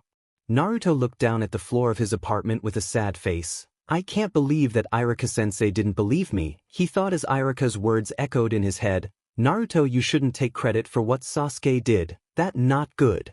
Naruto flopped down on his bed and looked at his clock. He got up to freshen up with a bath and change his clothes. After a few minutes, Naruto came out of the bathroom and opened his dresser, and looked at his selection distastefully. It was filled with 4 more pairs of his orange jumpsuit. He sighed before summoning Hikari, who on arriving in Naruto's apartment looked at Naruto curiously. What do you want? There is no one to fight, and most importantly, why the hell are you in a towel? Asked Hikari with what Naruto assumed to be a mischievous grin. A fight? Something even worse, said Naruto with a frown before stepping aside to reveal the contents of his dresser. As soon as Hikari caught sight of the inside of the dresser, he began to laugh in his weird, beastly way. That is all you have? He asked Naruto with a smile on seeing Naruto nod. Okay, summon me back in 5 minutes. Naruto summoned Hikari back in 5 minutes. Hikari came from the smoke with a set of clothing similar to what he had been wearing before in his mouth, after dropping them of the floor of Naruto's apartment. This is all I can give you. Get some custom-made or something if you need any more, said Hikari. Thanks, Hikari, said Naruto gratefully. Hikari nodded and disappeared in a puff of smoke. Naruto quickly put on his new set of clothes and dashed out the door and headed to the hospital, before running back and locking the door and then heading to the hospital. At the hospital, Naruto entered the hospital earning a glare from the receptionist. Naruto brushed it off. What room is Sasuke Uchiha? He asked. Room 401, she said through clenched teeth, trying not to show her strong dislike for the Kyuubi Jinchuriki. Naruto went up the stairs and reached room 401. To see Sakura and Shino in the room. Naruto looked at them with wide eyes before shaking his head. Shino? What are you doing here? Sakura, I expected, but you? Asked Naruto incredulously. I came to see Sasuke. Because I was recently discharged and wanted to see the rest of our team, Shino frowned. I was unable to find you though. Naruto waved his hand dismissively. I wasn't too injured. I will be leaving now. I must see Shikamaru, said Shino before exiting the room. Naruto, said Sakura nervously. Yeah, said Naruto. How are you so strong? I was so useless in the fight, said Sakura with a frown. No, you weren't, Sakura-chan. You put all the explosive tags. Without you we couldn't have beaten Gaara, said Naruto defiantly. Sakura gave a grateful smile. I want to become stronger too, so I can stand beside you and Sasuke, she said with a smile. You can do it, said Naruto. Ugh, can you keep it down? Said a drowsy Sasuke as he opened his eyes to the loud voices of both his teammates. Sasuke blinked before looking down to see his bandaged body. How did we win? Asked Sasuke. You were saved by the benevolent awesomeness of Naruto Uzumaki, said Naruto with a smirk. Yeah, right, as if you, a dobe, can beat Gaara. You probably finished off my hard work. That's it, said Sasuke with a smirk. Sakura looked nervously between a frowning Naruto and a smirking Sasuke. Sasuke-kun? She began, causing Sasuke to turn to her. Naruto is telling the truth. After Naruto fought Gaara for a while, I detonated a giant roll of explosive notes that I laid under Gaara. We thought he was dead, but then he turned into a giant monster. Naruto's summon called him the Ichibi. Finished Sakura, nervously pushing her fingers together resembling Hinata. Sasuke looked at Sakura curiously before logically accepting the truth for once. Well, looks like the dobe is quite strong. I want to fight you later, said Sasuke with a smirk which turned into a frown. When did you get a summon? Asked Sasuke. Naruto stood up and poked Sasuke on the forehead with 2 fingers, like how Itachi had done before, causing Sasuke's eyes to widen. That Sasuke-chan is a secret, said Naruto with a smirk. By Sakura, I'm going to go see Shikamaru. Do you know his door number? Yeah, wait, I'm coming too, said Sakura to the surprise of both Naruto and Sasuke. As soon as Naruto and Sakura left the room, Sasuke's smirk turned into a frown and he clenched his fists. I have to get stronger fast, he thought. With Jiraya and the Sandaime. How are you feeling, sensei? Asked Jiraya as he watched the Sandaime swing around his new prosthetic limb. Fine, Jiraya. I can channel chakra with this hand now and I'm not feeling too bad, responded the Sandaime, still not removing his eyes from his new prosthetic limb before turning to Jiraiya with a sigh. I can't be Hokage anymore, Jiraiya, please take over, said the Sandaime with a pleading tone. I can't do that, why not Kakashi? Asked Jiraiya. The Sandaime shook his head. He is on the right path, but he isn't strong enough, he said. It's you or Danzo now, I can't continue as Hokage. Jiraiya thought for a while. What if I bring back Tsunade? He said. The Sandaime looked up. If you can, then it is good, but I hope you don't get your hopes up. If she does not return, you are to be Hokage. I will remain as Hokage for another month at most, said the Sandaime firmly. Jiraiya nodded. Can I take Naruto? Asked Jiraiya. Sure, just ask Kakashi first, said the Sandaime. Jiraiya nodded and left the room to find Kakashi. With Naruto and Sakura, they began to approach room 446. Is that true? They heard from inside the door. Who do you think it is, Sakura? Asked Naruto, referring to the owner of the voice. Sakura shrugged. Shino? Naruto shook his head. Shino doesn't sound like that. Well, we are about to find out, said Naruto before opening the door to reveal Irika talking to a bedridden Shikamaru. They both turned their heads on hearing the door opening. Irika looked back to see a glaring Naruto and flinched.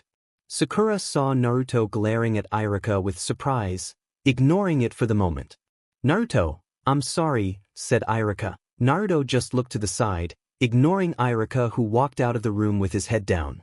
What was that about? Asked Sakura. Naruto sighed. It's nothing, he said. So how are you doing, Shika? Asked Naruto. Good, I get to lay down and do nothing for a while, Shikamaru said, contently drawing a sweat drop from both Naruto and Sakura. The three spoke for a bit before Naruto and Sakura left the room. Naruto bid Sakura good night before going their separate ways. With Jiraiya only had to search a few minutes to find Kakashi, who predictably was at the memorial stone. I screwed up big time with Naruto, he thought, sadly, not noticing the presence of Jiraiya. Kakashi, greeted Jiraiya. Kakashi looked back to Jiraiya and gave a nod. Do you need anything, Jiraiya-sama? He asked. Yes, actually, I was hoping you would entrust Naruto to me for a month, said Jiraiya. Kakashi sighed. Yes, sure, take him, but give him these, said Kakashi, pulling out 3 jutsu scrolls and tossing them to Jiraiya. Jiraiya nodded and grabbed the scrolls and left Kakashi to his grieving. Hopefully I can make it up to Naruto, Sakura too, thought Kakashi as he looked up at the sky. He would not fail them.